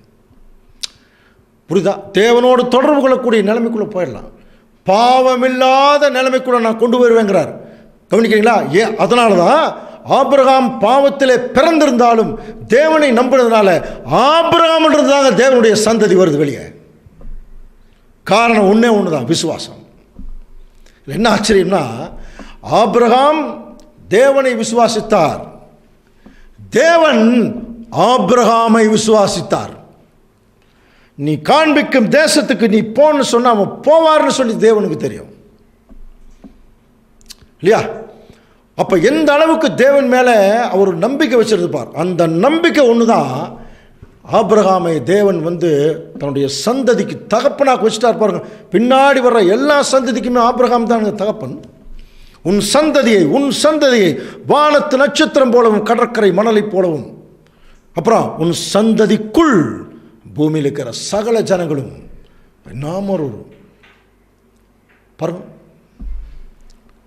தெய்வ பக்தி உள்ள சந்ததிக்கு ஒரு முற்பிதாவை தேவன் செலக்ட் பண்றார். அந்த முற்பிதா ஒரு தெய்வ பக்தி உள்ள முற்பிதா. என்னைக்கு தேவனை நம்பினாரோ அன்னைக்கே தேவன் இவரை கொண்டு போய் பாவம் இல்லாத நிலைமையில் வச்சார். அப்படி வச்சதுனால தான் அவருக்கு ஆசீர்வாதம் கொடுக்குறார், உன் சந்ததின்னு சொல்லி. சரியா? அப்ப எந்த அளவுக்கு ஆபிரகாம் விசுவாசிச்சிருக்கார் பாருங்க. உன் சந்ததி இவ்வளவா இருக்கும் என்று சொல்லி இருந்தபடி தான் அநேக ஜாதிகளுக்கு தகப்பனாமனை நம்புவதற்கு ஏதுவில்லாதிருந்தும் அதை நம்பிக்கையோடு விசுவாசித்தான். அவன் விசுவாசத்திலே பலவீனமாயிருக்கவில்லை. அவன் ஏறக்குறைய 100 வயது உள்ளவனாக இருக்கும்போது தன் சரீரம் செத்து போனதையும் சாராவுடைய கர்ப்பம் செத்து போனதையும் எண்ணாதிருந்தான். அடுத்தது வாசிக்கலாம். ரோமர் 4:20. தேவனுடைய வாக்குத்தத்தத்தை குறித்து அவன் அவ்விசுவாசமாய் சந்தேகப்படாமல். ரொம்ப முக்கியம் அன்புக்குரிய சகோதரர்களே, நம்ம கிட்ட விசுவாசம் இருக்கு, ஆனா அவிசுவாசம் ரொம்ப ஜாஸ்தி. இதைத்தான் ஆண்டவர் சொன்னார், கடுகளவு விசுவாசம் இருந்தா போதும், ஒரு மலையை பார்த்து பெயர்ந்து போடணும். அதுக்கு அர்த்தம் ஏற்கனவே படிச்சுட்டோம் இல்லையா? கடுகளவுங்கிற ஒரு சின்ன கொஞ்சம் விசுவாசம் இருக்கு, ஆனா மலையளவு அவிசுவாசம் கூடவே இருக்கு. ஆபிரகாமுக்கு அது இல்லை. புரிதல? மலையளவு விசுவாசிச்சாராம் தேவனை. அதுக்கு என்ன காரணம்? அவிசுவாசம் சுத்தமாகவே இல்லை அவருக்கு. அவிசுவாசமாய் சந்தேகப்படாமல் தேவன் வாக்குத்தத்தம் பண்ணினதை நிறைவேற்ற வல்லவராக இருக்கிறார் என்று முழு நிச்சயமாய் நம்பி. முழுங்கிறதே முழு, நிச்சயம்ங்கிறது ரொம்ப நிச்சயம். நம்பி பாருங்க, முழு நிச்சயமாய் நம்பி தேவனை மகிமைப்படுத்தினான், விசுவாசத்திலே வல்லவனானான். எப்படி தெரியுமா? தான் கூப்பிட்ட தேவனை எப்படி மகிமைப்படுத்தினார்னா, கையை ஓங்கி மகிமைப்படுத்தினார். நான் வெட்டுவேன், என்னுடைய பையனை இப்பவே ஒட்ட வச்சு எனக்கு கொடுப்பார். அந்த அளவுக்கு மகா பெரிய மகிமை உள்ளவர் தேவன். நான் அதை செய்து காட்டுறேன்னு செய்தார். ஆனால் தேவன் என்ன பண்ணிட்டார்? நீ கையை ஓங்கிட்டாலே போதுப்பா, நீ வெட்டியாச்சு, நீ உன்னை வெட்டித்தான் உன்னுடைய விசுவாசத்தை காட்டணுங்கிற அவசியம் இல்லைன்ட்டார் தேவன். அதனால ஆகையால் அது அவனுக்கு நீதியாக எண்ணப்பட்டது. அது அவனுக்கு நீதியாக எண்ணப்பட்டது என்பது அவனுக்காக மாத்திரமல்ல, நமக்காகவும் எழுதப்பட்டிருக்கிறது. பாருங்க, அப்படின்னா நம்ம ஒரு விசுவாசம்னு ஒன்று வச்சா எது மாதிரி வைக்கணுமா? ஆபிரகாம் மாதிரி விசுவாசிக்கணும். ஏதாவது ஒன்று தேவன் பண்ணுவார். இன்னைக்கு இந்த கொரோனா காலத்திலேயே நிறைய லாக்டவுனை பற்றியெல்லாம் நிறைய இன்ஸ்ட்ரக்ஷன் எல்லாம் வருது. நம்ம பயந்துடக்கூடாது. என்ன ஆகுமோ ஏதாகுமோ பயப்பட வேண்டிய அவசியம் இல்லை. உன் தேவன் ராஜரீகம் பண்ணுகிறார். படிச்சிருக்கோம் இல்லையா? ராஜாவாக வந்திருக்காருங்க கிறிஸ்து. அவருக்கு தெரியும் எந்த டைமில் எதை செய்யணும். அது அந்த டைமில் நமக்கு சொல்லுவார். சொல்கிற வரைக்கும் நம்ம கொஞ்சம் நீடிய பொறுமையாக விசுவாசிக்கணும். அதனால் முதல் உலகத்தில் ஆதாம், 2ஆம் உலகத்தில் ஆபிரகாம். தேவன் அவருக்கென்று ஒரு வாக்கு தத்தம் கொடுத்து அதை இஸ்ரேல் ஜனங்கள் டிரான்ஸ்ஃபர் பண்ணுறார். ஆனால் பாருங்கள், இஸ்ரேல் ஜனங்க கடைசி வரைக்கும் விசுவாசிக்கல. யூத யுகத்தினுடைய முடிவில் ஆண்டவர் இயேசு கிறிஸ்து அந்த இஸ்ரேல் ஜனங்கள் மத்தியில் முதலாம் ஒரு அறுவடையை பண்ணுறார். இப்போ அந்த படத்தை கொஞ்சம் உற்று கவனிச்சிங்கன்னா அங்கே ஒரு சிலுவை போட்டிருக்கு இல்லையா? இப்போது என் என்கிற கோடு பாவம் இல்லாத நிலைமை. அதில் முதலாம் உலகத்தில் ஆதாம் இருக்கார். 2ஆம் உலகத்தில் ஆபிரகாம் விசுவாசத்தின் மூலம் அந்த கோட்டுக்கு வந்துட்டார். அடுத்தது 2ஆம் உலகத்தினுடைய யூதயுகத்தினுடைய முடிவில் ஆண்டவர் இயேசு கிறிஸ்துவும் அதே கோட்டில் இருக்கார். ஆனால் அந்த சிலுவை எங்கே போட்டிருக்காங்க பாருங்கள். அந்த எண் என்கிற கோட்டில் தான் கிறிஸ்து, அதான் பரிபூரண நிலைமைன்னு சொல்லலாம் கிறிஸ்துவை பொறுத்த வரைக்கும். இப்போ அந்த நிலைமையில் தான் அவர் வந்தார். ஆனால் அந்த சிலுவை எங்கே போட்டிருக்காங்கன்னா அதுக்கு கீழே போட்டிருக்காங்க பாருங்கள். அப்படின்னு என்ன அர்த்தம் தெரியுமா? அந்த கீழேங்கிறது என்ன? பாவ நிலைமை. இஸ்ரேல் ஜனங்கள் நல்லா கவனிச்சிங்கன்னா அந்த 2ஆம் உலகம், அதில் யூதத்துக்கு கீழே அந்த டிங்கிற அந்த பார்ட் வந்து உலக ஜனங்கள், அதுக்கு மேலே ஒரு பார்ட் இஸ்ரேல் ஜனங்கள். ஆனால் அவங்க எது மேலே போகல, என் கோட்டுக்கே போகலை, அப்படி ஒரு நிலைமைக்கே அவங்க போகல. ஆனால் கிறிஸ்து என்ன பண்ணுறார், அந்த என் கோட்டில் இருந்து இப்போ என்ன செய்கிறாருன்னா கீழே இறங்கி வர்றார். ஏன்னா இஸ்ரேல் ஜனங்கள் கீழே இருக்காங்க, பாவ நிலைமையில் இருக்காங்க. உலக ஜனங்களும் பாவ நிலைமையில் இருக்காங்க. ஆனால் இஸ்ரேல் ஜனங்கள் உலக ஜனங்கள் கொஞ்சம் மேன்மையாக இருக்கிறாங்களே ஒழிய அவர்கள் அந்த பாவமில்லாத நிலைமைங்கிற என் கோட்டுக்கு அவங்க வரவே இல்லை. அதனால் ஆண்டவர் இயேசு கிறிஸ்து என்ன செய்கிறார், அவர் இறங்கி கீழே வரார். இதைத்தான் 2 கொரிந்தியர் நம்ம வாசிக்கலாம். 2 கொரிந்தியர் 5:21 வாசிக்கலாம். நாம் அவருக்குள் தேவனுடைய நீதியாகும் படிக்கு பாவம் அறியாத அவரை நமக்காக பாவமாக்கினார். பாருங்க, பாவம் அறியாத அவரை தேவன் நமக்காக பாவமாக்கினார். அப்போ பாவமில்லாத நிலைமையில் படைக்கப்பட்ட கிறிஸ்து இஸ்ரேல் ஜனங்களுடைய பாவத்திற்காக மாத்திரமல்ல, எல்லாருடைய பாவத்திற்காகவும் இப்போ என்ன ஆயிட்டார்னா பாவமானார். இதோட யூத யுகத்துக்கு ஒரு முடிவு வருது இல்லையா? இப்போ இந்த யூத யுகத்தில் அந்த படத்தை கொஞ்சம் கவனிச்சிங்கன்னா, யூத யுகத்துக்கு அடுத்தது சுவிசேஷ யுகம் ஆரம்பிக்குது. அது யாருக்கான யுகம் என்றால் புறஜாதிகளுக்கான யுகம். நம்ம ஏற்கனவே படித்தோம் இல்லையா? இஸ்ரேல் ஜனங்க மத்தியில் ஒரு அறுவடை செய்கிறார், அதுக்கப்புறம் புறஜாதிகள் மத்தியில் விதைச்சு இப்போ புறஜாதிகளுடைய காலம் தான் அங்கே சுவிசேஷ யுகம் அப்படின்னு என்ன அர்த்தம்? இது நமக்கான காலம், அந்த சுவிசேஷ யுகம். இதில் என்ன ஆச்சரியம்னா, யூத யுகம் முடியும் போதே சுவிசேஷ யுகம் ஆரம்பிக்கும். இந்த பேரலலிசம் நம்மன்னு சொல்லுவாங்க. அப்போ இயேசு கிறிஸ்து இந்த பூமியில் வரும்போது யூத யுகத்தினுடைய முடிவு வருது. அதே சமயத்தில் புறஜாதிகளுக்கு அந்த அழைப்பு அப்பவே கொடுத்துறார். அவர் இடத்துல சில நன்மைகள் கூட வாங்கினாங்க இல்லையா? அந்த 100க்கு அதிபதி, கானானிய ஸ்திரீ, இவங்க எல்லாருமே பார்த்தீங்கன்னா புறஜாதிகள். ஆனால் இவங்களுக்கு வந்து பார்த்தீங்கன்னா யூத யுகத்தில் இருக்கும்போதே அவங்களுக்கு தேவன் ஒரு ஃபேவர் பண்ணிட்டார். அதனால தான் யூத யுகம் முடியும் போதே சுவிசேஷ யுகம் ஆரம்பிக்குது, புறஜாதிகளுக்கான காலம் ஆரம்பிக்குது. அப்படி ஆரம்பிக்கும் போது ஆண்டவர் இயேசு கிறிஸ்து அதன் மத்தியில் தான் நடுவில் தன்னுடைய ஜீவனை கொடுக்குறார். சரியா? அப்படி கொடுக்கும்போதே அந்த சுவிசேஷ யுகத்துக்குள்ளேயும் அவர் இருக்கார், யூத யுகத்தினுடைய முடிவில் இருக்கார். அந்த சுவிசேஷ யுகத்தில் தான் விசேஷமாக திருச்சபைக்காக அவர் வந்து திறந்து விட்ட வழி தான் நம்ம ஏற்கனவே படித்தோம் இல்லையா? இடுக்கமான வாசல். 2 வழி பற்றி படித்தோம். முதலே விசாலமான வழி, இடுக்கமான வழி. விசாலமான வழி ஆதாம் திறந்து விட்டது, அது எல்லா ஜனங்களும் மரணத்துக்குள்ளே போயிட்டாங்க.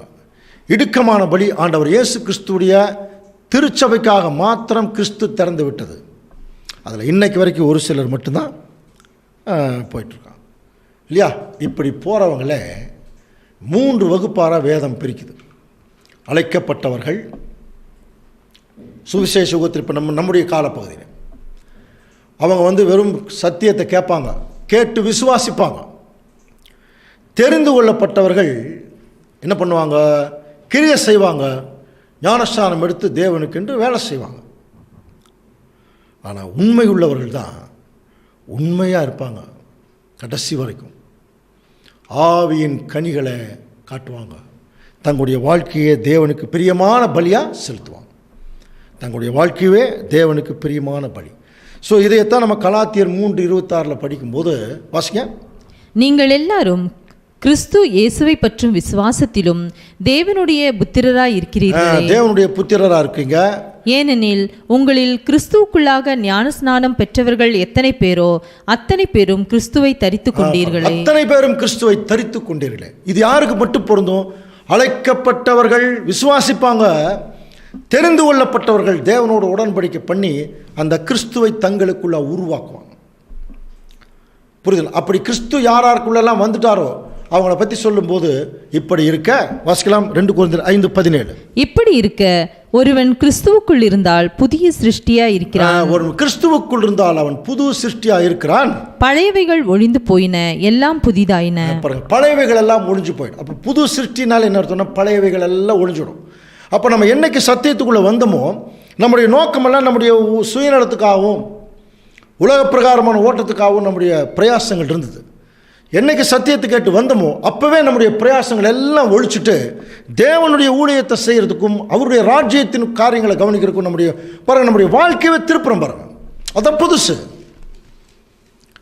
அப்படி அந்த புதுசு நமக்குள்ளே வரணும்னா நமக்குள்ளே இயேசு கிறிஸ்து இருக்கணும். ஒருவன் கிறிஸ்துவுக்குள் இருந்தால் அவன் புது சிருஷ்டியாக இருக்கலாம். இதெல்லாம் பவுலுக்கு, அப்போஸ்தலனாகிய பவுலுக்கு ஆண்டவர் இயேசு கிறிஸ்து ஏற்கனவே சொல்லி கொடுத்த விஷயம். இப்போது அந்த சுவிசேஷ யுகத்துடைய ஆரம்பத்திலேயே ஆண்டவர் இயேசு கிறிஸ்து இப்போ என்ன பண்ணிட்டார்னா புறஜாதிகளுக்கு அந்த வாய்ப்பை கொடுக்குறார். பரலோக ராஜ்யத்தினுடைய அழைப்பு. அந்த அழைப்புக்குள்ளே தான் இப்போ நம்ம வந்திருக்கோம். கவனிக்கிறீங்களா? இப்போ இந்த அழைப்புக்குள்ளே வந்து தான் வர்றவங்களுக்கு இப்போ 3 காரியங்கள் இருக்குது. கவனிக்கிறீங்களா? இப்போ இந்த படத்தை கொஞ்சம் உற்று கவனிங்க. இதில் இப்பொழுது இருக்கிற பொல்லாத உலகம், அதில் இப்போ நம்ம முற்பிதாக்களின் யுகம் பார்த்துட்டோம். அப்புறம் யூத யுகம் பார்த்துட்டோம். யூத யுகத்தினுடைய முடிவில் கிறிஸ்து வந்துட்டார், வந்து தன்னுடைய ஜீவன் கொடுத்தாச்சு. இப்போ அவர் பரலோகத்துக்கு போயாச்சு. இப்போ சுவிசேஷ யுகம் ஆரம்பிக்குது. இந்த சுவிசேஷ யுகத்திலிருந்து தான் திருச்சபையை ஆரம்பிக்குது, திருச்சபையுடைய இலக்கம். அப்போது அந்த திருச்சபையுடைய இலக்கம் இருக்கும்போது, ஆரம்பிக்கும்போது இப்போ நம்ம அந்த திருச்சபைக்காக அழைக்கப்பட்டிருக்கிற நம்முடைய அந்த நிலைமை என்ன அப்படிங்கிற கொஞ்சம் கவனிச்சிங்கன்னா கவனிங்க. இப்போது நாம் எல்லாருமே இந்த 2ஆம் உலகத்தில் இந்த டி கண்டிஷனில் தான் இருந்தோம். அப்படின்னா உலக ஜனங்களுடைய மரணத்துக்குள்ளே தான் இருந்தோம். என்னைக்கு சத்தியம் கேட்டு விசுவாசிக்கிறோமோ ஆபிரகாமை போல, ஆபிரகாம் எங்கே இருக்கார்? என் கோட்டு இருக்கார் இல்லையா? அப்போ யாரெல்லாம் விசுவாசிக்கிறாங்களோ அவர்கள் எல்லாருமே அந்த என் கோட்டுக்கு வந்துடுவாங்க. அப்போ அந்த என் கோடு இப்போ நம்முடைய சத்தியத்தில் வரக்கூடிய தேவனுடைய பிள்ளைகளை பொறுத்த வரைக்கும் எதை குறிக்குதுன்னா ஒரு பாவமில்லாத நிலைமை, ஒரு விசுவாசிக்கிற நிலைமையை குறிக்கும். அதுதான் என் கோடு. சரியா? சரி, விசுவாசிச்சா போதுமா? என்ன பண்ணும்? எல்லா சத்தியம் கேட்டாச்சு. கேட்டதுக்கப்புறம் என்ன பண்ணும்? தேவனுக்கென்று ஞானஸ்தானத்தில் தங்களுடைய ஜீவபலியாக ஒப்பு கொடுக்கணும், கிரியை செய்யணும். அப்படி கிரியை செய்யும்போது இன்னொரு படி மேலே போகிறோம். அதுதான் இந்த எம் கோடு. இப்போ அந்த ஒரு வேரோ மார்க் போட்டதை கொஞ்சம் கவனிச்சிங்கனாலே புரிஞ்சிடும். இப்போ நம்ம விசுவாசிக்கிறது என் கோடு, விசுவாசி தேவனுக்கென்று தங்களை அர்ப்பணிக்கிறது அந்த என் கோடு மேலே. அது அடுத்தது பார்த்தீங்கன்னா எல்னு ஒரு கோடு இருக்கு பாருங்க. அது எதுன்னா அதுதான் உண்மையுள்ளவர்கள். அதுதான் உண்மையுள்ளவர்கள். கடைசி வரைக்கும் தேவனோடு செய்து கொடுக்கிற உடன்படிக்கையை காத்து கொள்ளுகிறவர்கள். இந்த நிலைமைக்குள்ளே போயிட்டோம்னாலே அடுத்தது என்ன தெரியுமா? மரணம் அடைந்தால் உயிர் தழுதல். அதுதான் கே என்கிற கோடு. சரியா? இப்போ இயேசு கிறிஸ்து இந்த நிலைமையில் தான் இருந்தார் முதல்ல. அதாவது கீழே இருக்கக்கூடிய இந்த 4 கோடை இப்போ நம்ம கவனிக்கலாம். கீழே பார்த்தீங்கன்னா என் கோடு இருக்கு இல்லையா? அது விசுவாசிக்கிற நிலைமை இல்லையா? அந்த கோடு அது ஒரு ஏரோ மார்க் போட்டிருக்கு இல்லையா? அடுத்தது எம் என்கிறது விசுவாசிக்கிறது மட்டும் இல்லை, என்ன பண்ணுறது? தேவனுக்கென்று தங்களை ஞானஸ்தானத்தின் மூலம் அர்ப்பணிக்கிறது, தெரிந்து கொள்ளப்பட்டவர்கள் நிலைமை. இப்போ தெரிந்து கொள்ளப்பட்ட நிலைமையிலேயே நம்ம தேவனுடைய ஊழியத்தை செய்து தொடர்ந்து உண்மையான அன்பை காமிக்கும் போது அடுத்தது எல் என்கிற கோட்டுக்கு வரும். அதுதான் உண்மை, அதாவது உண்மை உள்ளவர்கள். அப்படி உண்மை உள்ளவர்கள் என்ன செய்வாங்க? தங்களுடைய மரணம் அடையும் போது ஆண்டவர் இயேசு கிறிஸ்து பாருங்கள் கே என்கிற நிலைமைக்கு போனார். அதுதான் மகிமையுள்ள நிலைமை. இப்போ இயேசு கிறிஸ்து இந்த ஸ்டெப் பை ஸ்டெப்பாக மேலே போயிருக்கார். முதல் வருகையிலேயே ஒரு மகிமையுள்ள நிலைமைக்கு போயாச்சு. புரியுதுங்களா? இப்போ நாம் இந்த சுவிசேஷத்தினுடைய முடிவில் நம்ம இருந்துட்டுருக்கோம். அப்போ இந்த சுவிசேஷத்தினுடைய முடிவில் இந்த சத்தியத்துக்குரிய தேவனுடைய திட்டத்துக்குள்ளே வரும்போது உலக ஜனங்கள் சுவிசேஷத்தினுடைய முடிவிலும் இந்த பாவம் மரணத்தில் தான் இருக்கிறாங்க. ஆனால் அதிலிருந்து மேலே கொஞ்சம் இஸ்ரேல் ஜனங்க வந்தாங்க, அவங்க அதே நிலைமையில் போயிட்டாங்க. ஆனால் இந்த சுவிசேஷத்துடைய முடிவில் 4 வகுப்பார் இப்போ இந்த திட்டத்துக்குள் இருக்காங்க. அதில் கொஞ்சம் கவனிங்க. முதல் வகுப்பார் யார் அப்படின்னா இப்பொழுது இருக்கிற உலகம், அதில் எஃப்ங்கிற பகுதி இருக்கு பாருங்கள், சுவிசேஷம். அதனுடைய கீழ்ப்பகுதியில் பார்த்தீங்கன்னா ஒரு பிரமிடு மாதிரி ஒரு 4 போர்ஷன் இருக்கும். அதில் கீழே அந்த என் கோட்டுக்கு கீழே ஒரு சின்ன போர்ஷன் இருக்குது, அதுக்கு மேலே ஒரு போர்ஷன், அதுக்கப்புறம் அந்த எம் கோட்டுக்கு மேலே 2 போர்ஷன், சின்ன சின்ன போர்ஷன் இருக்குது. அது நீங்கள் உத்து கவனிச்சின்னா தெரியும். இந்த 4 போர்ஷனுமே 4 வகையான வகுப்பாரை குறிக்கும். அதில் முதல்ல பார்த்தீங்கன்னா என் கோட்டுக்கு பாருங்கள், அது அந்த நடுவில் பார்க்கும்போது இடுக்கமான வாசல்னு போட்டுருக்கு பார்த்தீங்களா? அப்போ அந்த சுவிசேஷ யுகத்தில் ஆண்டவர் இயேசு கிறிஸ்து ஆரம்பித்தார். அந்த வாசலில் போகக்கூடிய வகுப்பார் மேலே போயிட்டே இருப்பாங்க. அப்படி போய் அதனுடைய ரிசல்ட்டு, இந்த 2ஆம் உலகத்தினுடைய முடிவினுடைய ரிசல்ட்டு பார்த்தீங்கன்னா 4 வகுப்பார் கவனிக்கிறாங்க. அதில் முதல்ல கீழே பாருங்கள், என் கோட்டுக்கு கீழே ஒரு சின்ன போர்ஷன் இருக்கு இல்லையா, பெயர் கிறிஸ்தவர்கள்னு போட்டிருக்கோம் பாருங்கள். இன்னைக்கு இருக்கக்கூடிய பெயர் கிறிஸ்தவர்கள் எல்லாருமே, இன்னும் சொல்லப்போனால் பைபிளுக்கு இவங்களுக்கு சம்பந்தமே கிடையாது. இவங்க யாருக்கு ஈக்குவலாக இருக்காங்கன்னா பாருங்க, அதுக்கு கீழே எஃப்னு போட்டிருக்கு பாருங்க, இஸ்ரேல் ஜனங்களுக்கு ஈக்குவலாக இருக்காங்க. இஸ்ரேல் ஜனங்கள் ஆண்டவர் இயேசு கிறிஸ்துவை தேவனை விசுவாசிக்கவே இல்லை. அதனால் அவங்க பாவ நிலைமையில் இருந்தால் கூட மேலே வரவே இல்லை.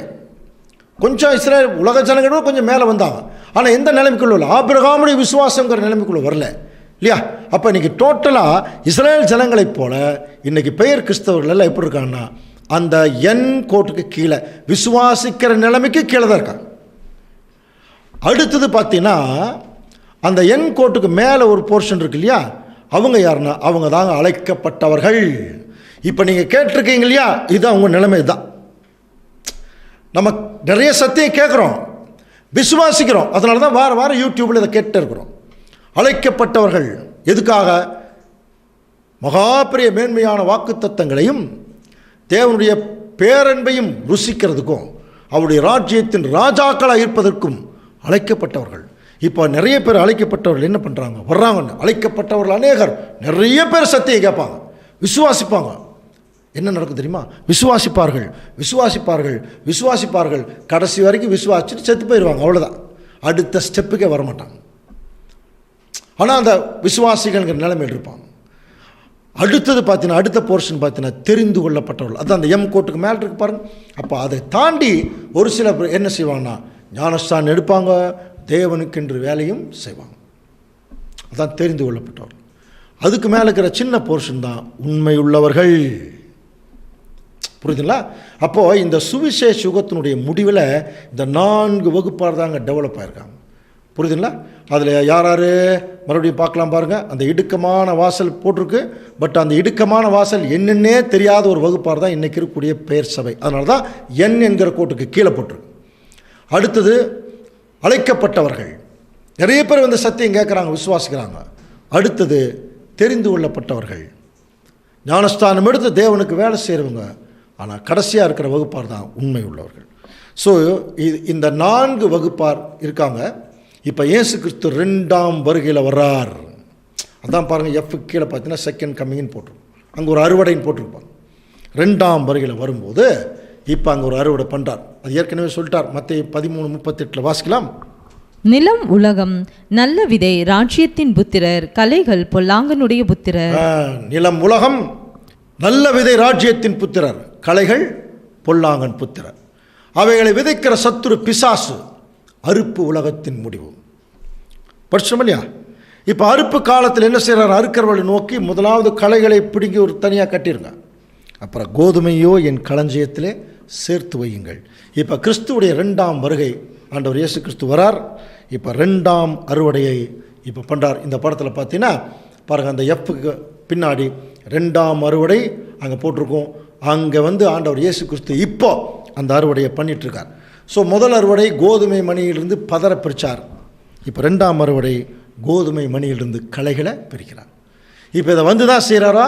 ஆமாம், வந்து தான் செய்கிறார். வெளிப்படுத்தல் 14:14 வாசிக்கலாம். பின்பு நான் பார்த்தபோது இதோ வெண்மையான மேகத்தையும், அந்த மேகத்தின் மேல் மனுஷகுமாரனுக்கு ஒப்பானவராய் தமது சிரசின் மேல் பொற்கிரீடத்தையும் தமது கையிலே கருக்குள்ள அறிவாளையும் உடைய. இதெல்லாம் நம்ம 3 அறுவடைகள் சப்ஜெக்ட்லேயே படிச்சிட்டோம் இல்லையா? அப்போ இயேசு கிறிஸ்து 2ஆம் வருகையில் ராஜாவாக வரார், கையில் ஒரு கருக்குள்ள அறிவாள். அதில் வந்து நல்ல மணி களைகள் பிரிக்கிறார். நல்ல மணிகள் ராஜ்யத்தின் ராஜாக்களாக போயிடுறாங்க, களைகள் சுட்டரிக்கப்படுறாங்க. 2ஆம் உலகத்தினுடைய முடிவுக்குள்ளே அவங்க போயிடுவாங்க இல்லையா? ஸோ இப்போ கிறிஸ்து வந்து இந்த 2ஆம் உலகத்துக்கு ஒரு முடிவு கொண்டு வர போகிறார். இதைத்தான் நம்ம படிக்கிறோம். சகல ஜாதிகளையும் அசைய பண்ணுவேன், ஆகாய். இதுக்கு முந்தின வசனம் கூட நீங்கள் குறிச்சிக்கலாம், ஆகாய் 2:6. நம்ம இன்னும் கொஞ்ச காலத்துக்குள்ளே நான் வானத்தையும் பூமியும் சமுத்திரத்தையும் வெட்டாந்தரையும் அசைய பண்ணுவேன். அதுக்கு அடுத்த வசனம் தான் இது.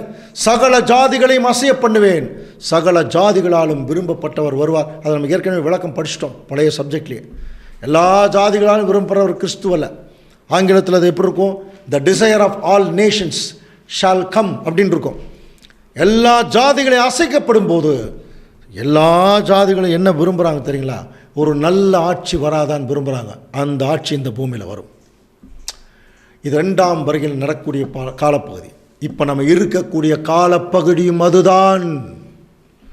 கிறிஸ்து வந்தாச்சு, அசைச்சிட்டு இருக்கிறாருங்க சகல ஜாதிகளையும். கொரோனா கவனிங்க, சகல ஜாதிகளையும் அசைய பண்ணுவேன். அப்போ இது வந்து ஸ்டார்டிங் தான். இது இன்னும் பயங்கரமாக போகும் வெளியே. இதை விட பெரிய பெரிய பிரச்சனைகள் எல்லாம் உலகம் பார்க்க போகுது. புரியுதுங்களா? பொருளாதார பிரச்சனை, கொள்ளை நோய் பிரச்சனை, செக்யூரிட்டி, தீவிரவாதம், இயற்கை பேரழிவுகள், இயற்கை சீரழிவுகள் இன்னும் பயங்கரமாக டாப் மோஸ்டில் போக போகுது பாருங்க. எல்லாம் ஒட்டு மொத்தமாக அடிக்கும். அப்போதான் உலக ஜனங்கள் ஐயோ ஒரு நல்ல ஆட்சி கிடைக்காதான்னு நினைப்பாங்க. கரெக்டாக அந்த நேரத்தில் கண்ணுக்கு தெரிகிற ராஜ்யம் இறங்கும் கீழே. இயேசு கிறிஸ்து அதை பண்ணுறதுக்கு தாங்க வந்திருக்கார். இப்போ என்ன பிரச்சனை? ஏன் இது இன்னும் முடிக்கல, ஏன் இன்னும் ஆரம்பிக்கல அப்படின்னா, இன்னும் அவருடைய மனவாட்டி சபையினுடைய செலெக்ஷன் இன்னும் என்ன ஆகலை, முடியல. அதை எப்படி முடிக்கிறார்? இதை தானுங்க வெளிப்படுத்தின விசேஷம் 7ஆம் அதிகாரத்தில் பார்த்தோம். ஏற்கனவே படித்தது தான், வாசிக்கலாம் பாருங்க. 7ஆம் அதிகாரம் 1ஆம் வசனம். இவைகளுக்கு பின்பு பூமியின் 4 திசைகளிலும் 4 தூதர்கள் நின்று, பூமியின் மேலாவது சமுத்திரத்தின் மேலாவது ஒரு மரத்தின் மேலாவது காற்று அடியாதபடிக்கு பூமியின் 4 காற்றுகளையும் பிடித்திருக்க 4 காற்றுகளை 4 தூதர்கள் பிடிச்சிட்டு இருக்கிறாங்க. விட்டாங்கன்னா இந்த பூமியே அந்த காற்று அழிச்சிருமா இல்லையா? அப்போ என்ன சொல்றார்? நீங்கள் வந்து என்னுடைய ஊழியக்காரரின் நெற்றிகளில் முத்திரை போட்டு தீருமளவும் இந்த காற்றை விட்டுறாதீங்க. முத்திரை போடப்பட்டவர்களின் தொகையை சொல்ல கேட்டேன், 1,44,000. இதுக்கெல்லாம் விளக்கம் நம்ம ஏற்கனவே பார்த்துட்டோம். அப்போது இன்னைக்கு வரைக்கும் அந்த 4 காற்றுக்களை வந்து மொத்தமாக உள்ள விட்டுருந்தாங்கன்னு இந்த உலகமே அழிஞ்சிருக்கும், எல்லா ராஜ்யங்களும் போயிருக்கும். இன்றைக்கு வரைக்கும் அது ஏன் நடக்கலைன்னா, 1,44,000 பேருடைய செலெக்ஷன்னு முடியலைங்க. அதிலே கடைசி ஆள் நீங்களாகவும் இருக்கலாம், நீங்களாகவும் இருக்கலாம். உலகத்தில் எந்த மூலையில் வேணாலும் இருக்கலாம் இல்லையா? இதைத்தான் வெளிப்படுத்தின விசேஷத்தில் ரொம்ப கிளியராக சொல்கிறார். மணவாட்டி திருச்சபையினுடைய லக்கம் என்னைக்கு முடியுதோ அன்னைக்கு அடுத்த நாள், அடுத்த காலத்திலேயே 3ஆம் உலக யுத்தம் அந்த பூமியில் ஸ்டார்ட் ஆகிடும். மணவாட்டி செலெக்ஷன் முடியாமல் 3ஆம் உலக யுத்தம் ஆரம்பிக்காது. அதுக்கு வசனம் நிறையா இருக்குது. அதில் முக்கியமான ஒரு வசனம் வாசிக்கலாம் பாருங்கள். ஏசாயா 57:1. நீதிமான் மடிந்து போகிறான், ஒருவரும் அதை மனதில் வைக்கிறதில்லை. புத்திமான்கள் எடுத்துக்கொள்ளப்படுகிறார்கள். பாருங்க, புத்திமான்கள் எடுத்துக்கொள்ளப்படுகிறார்கள். ஆனாலும் தீங்கு வராததற்கு முன்னே நீதிமான் எடுத்துக்கொள்ளப்படுகிறான் என்பதை சிந்திப்பாரில்லை. தீங்கு வராததற்கு முன்னே நீதிமான் எடுத்துக்கொள்ளப்படுவான். இங்கிலீஷில் அப்படி தான் போட்டிருக்கு, taken away from the evil to come. அந்த ஈவில்ங்கிற வார்த்தைக்கு இன்னும் சில மொழிபெயர்ப்புகளை டிசாஸ்டர் அப்படின்னு போட்டிருக்காங்களா. ஒரு பேரழிவு இந்த பூமியை தாக்குவதற்கு முன்பாகவே 1,44,000 பேத்தினுடைய கடைசி அங்கம் எடுத்துக்கொள்ளப்படும். இன்னைக்கு ஏன் இன்னும் அது வரல? அதில் ஒரு சில அங்கங்கள் இப்போ உட்கார்ந்து கேட்டிருக்குது சப்ஜெக்ட் பாருங்க. ஒருவேளை அந்த அங்கங்கள் தங்களை தேவனுக்கு பிரியமான பலியை கொஞ்சம் 10 நாள் 5 நாள் ஒரு மாதம் 2 மாதம் 1 வருஷம் செலுத்தி முடிச்சிட்டாங்கன்னா, அந்த பக்குவத்திற்குள்ளே வந்துட்டாங்கன்னா ஆட்டோமேட்டிக்காக இந்த உலகத்துக்கு ஒரு முடிவு வந்துடும். இது நம்ம ஏற்கனவே படித்தோம். அப்போது யோவான் இதை பார்த்துட்ருக்கார். 1,44,000 பேருடைய முத்திரை போட்டு தீர்மளவும் நீங்கள் அதை விட்டுறாதீங்க. இப்போ முத்திரை போட்டாச்சு, போட்டோன்னே 1,44,000 பேர் செலெக்ஷன் முடிஞ்சுது, உடனே காற்றை விட்டுருவாங்க. இப்படியே பார்த்துட்ருக்கார். அப்போ 1,44,000 பேர் போனோன்னே காற்று விட்டுருவாங்கன்னு அர்த்தம். ஒரு மகா உபத்திரவ காலம் இந்த பூமியில் ஸ்டார்ட் ஆகிடும். அப்போது மறுபடியும் பார்க்குறார். பார்க்கும்போது, இதற்கு பின்பு நான் பார்த்தபோது இது சகல ஜாதிகளிலும் கோத்திரங்களிலும் பாசிக்காரிடமிருந்து வந்ததும் ஒருவனும் எண்ணக்கூடாதுமான திரளான கூட்டம் வெள்ளையங்கிகள் தரித்து நிற்கிறாங்க. படித்தோமா இல்லையா? உடனே ஒரு தூதன் கேட்குறாரு, இவங்க யார்? வெள்ளையங்கிகள் மூப்பர்கள் ஒருத்தர் என்னை நோக்கி, இவர்கள் வெள்ளையங்கில் தரித்த இவள் யார்? இவங்க எங்கேருந்து வந்தாங்க? அதுக்கு ஆண்டவரே அது உமக்கே தெரியும் அப்படின்னு சொல்லும்போது என்ன சொல்கிறார்? அவன் இவர்கள் மிகுந்த உத்தரவத்திலிருந்து வந்தவர்கள், இவர்கள் தங்களுடைய அங்கிகளை ஆட்டுக்குட்டியானுடைய இரத்தத்திலே தோய்த்து வெளுத்தவர்கள். இவங்க எங்கே போகிறாங்க? சிங்காசனத்துக்கு போகிறவங்கள, தேவனுடைய சிங்காசனத்திற்கு முன்பாக இருந்து இரவும் பகலும் அவருடைய ஆலயத்திலே அவரை சேவிக்கிறார்கள். இவங்க எந்த வகுப்பார் தெரியும் இல்லையா? திரள் கூட்டம் இல்லையா? அப்போது மணவாட்டி திரள் கூட்டம் நமக்கு ஏற்கனவே சப்ஜெக்டில் படிச்சிட்டோம். மணவாட்டிக்கு பின்னாடி போகிற தோழி வகுப்பினர் இந்த திரள் கூட்டம். இந்த 2 பேர் கிறிஸ்துவுடைய 2ஆம் வருகையில் டெவலப் ஆவாங்கன்னு சொல்லித்தானே நம்ம 10 கன்னிகள் ஊமையில் பார்த்தோமா இல்லையா? அப்போ இயேசு கிறிஸ்து மணவாளன் வரும்போது இந்த 2 வகுப்பார் ஒரு பெரிய டெவலப்மெண்ட் இருப்பாங்க. இதை நம்ம காட்டுறதா அந்த படத்தில் கடைசியில் கவனிச்சு பார்த்தீங்கன்னா அந்த ஒரு எஃப் என்கிற பகுதி இருக்குது பாருங்கள்.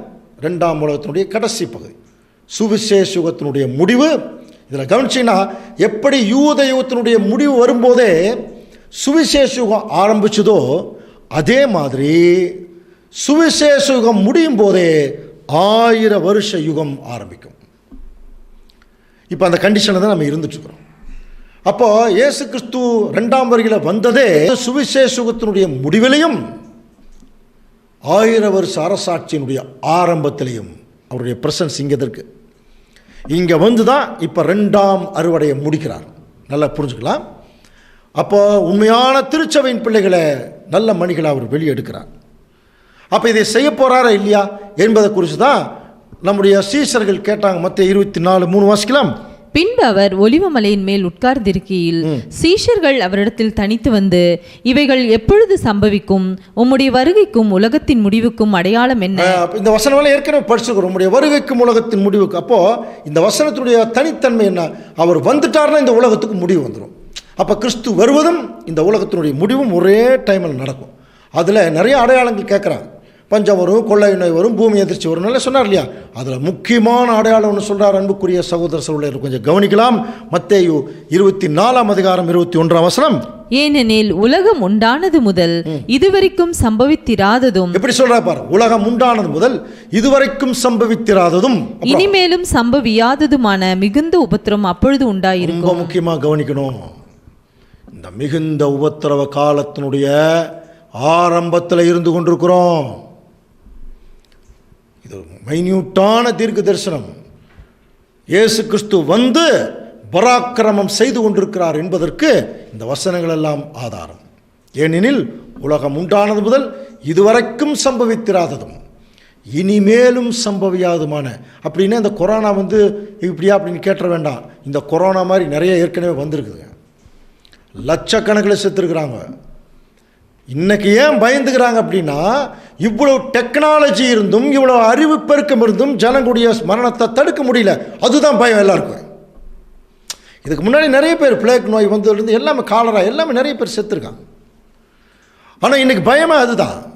ஏன்? அது தேவனுடைய நேரடி கண்காணிப்பில் இருக்குது. ஏன்னா இந்த உலகத்தினுடைய சாத்தானுடைய அத்தனை அக்கிரமங்களுக்கு ஒரு முடிவு கொண்டு வரணும். அதுக்கு தேவன் அனுமதிச்சிருக்கார் இந்த விஷயமெல்லாம். அதனால தான் 2ஆம் வருகையினுடைய அந்த அடையாளத்தை சொல்லும்போது உலகம் உண்டானது இதுவரைக்கும் சம்பவித்திராததும் இனிமேலும் சம்பவியாதமான மகா உபத்திரவம். இதை குறித்து பேதுரு என்ன எழுதுகிறார் பாருங்க. பேதுரு என்ன எழுதுகிறார் வாசிக்கலாம். 2 பேதுரு 3:7 வாசிக்கலாம். இப்பொழுது இருக்கிற வானங்களும் பூமியும் அந்த வார்த்தையினாலே அக்கினிக்கிரையாக வைக்கப்பட்டு தேவ பக்தி இல்லாதவர்கள் நியாயம் தீர்க்கப்பட்டு அழிந்து போகும் நாள் வரைக்கும் காக்கப்பட்டிருக்கிறது. ஏற்கனவே படிச்சோம். இன்றைக்கு இருக்கிற வானமும் பூமியும், வானம்ங்கிறது சாத்தானுடைய அரசாட்சி, பூமிங்கிறது அமைப்புகள். இது ரெண்டுமே அக்கினிக்கிரையானா அழிஞ்சு போயிடும். இன்னும் கொஞ்ச நாள் ஒன்றும் இல்லாமல் போயிடும் இல்லையா? அப்படின்னா அன்புக்குரிய சகோதர சகோதரி, இந்த போர்ஷன் மட்டும் இப்போ கொஞ்சம் கவனிங்க. இப்போ ரவுண்ட் போட்டிருக்கு பாருங்க. இந்த போர்ஷன் என்ன தெரியுமா? இதுதான் மகா உபத்திரவ காலம். ரவுண்ட் போட்டிருக்கு இல்லையா? இதில் யாரெல்லாம் விழுந்து போயிடுறதுன்னு பாருங்க. கீழே எஸ் இருக்கு இல்லையா? அந்த எஸ் வந்து உலக ஜனங்கள். அவங்களும் 2ஆம் உலகத்தில் ஒரு முடிவுக்கு வந்துடுவாங்க. அடுத்தது பார்த்தீங்கன்னா இன்னொரு போர்ஷன் அதுக்கு மேலே அப்படி கீழே சாஞ்ச மாதிரி இருக்கு பாருங்க. அது யார் தெரியுமா? பெயர் கிறிஸ்தவர்கள். ஏற்கனவே அங்கே கீழே இருக்கிற போர்ஷன் தான் அவங்க. அப்படியே அப்போ இந்த உலகத்தினுடைய அழிவில் உலக ஜனங்களுடைய அழிஞ்சிடுவாங்க, பெயர் கிறிஸ்தவர்களும் போயிடுவாங்க. அதுக்கு அடுத்தது மேலே இன்னொரு போர்ஷன் இருக்கு பாருங்க. அது யார் தெரியுமா? அழைக்கப்பட்டவர்கள். விசுவாசிக்கிறாங்க பாருங்க.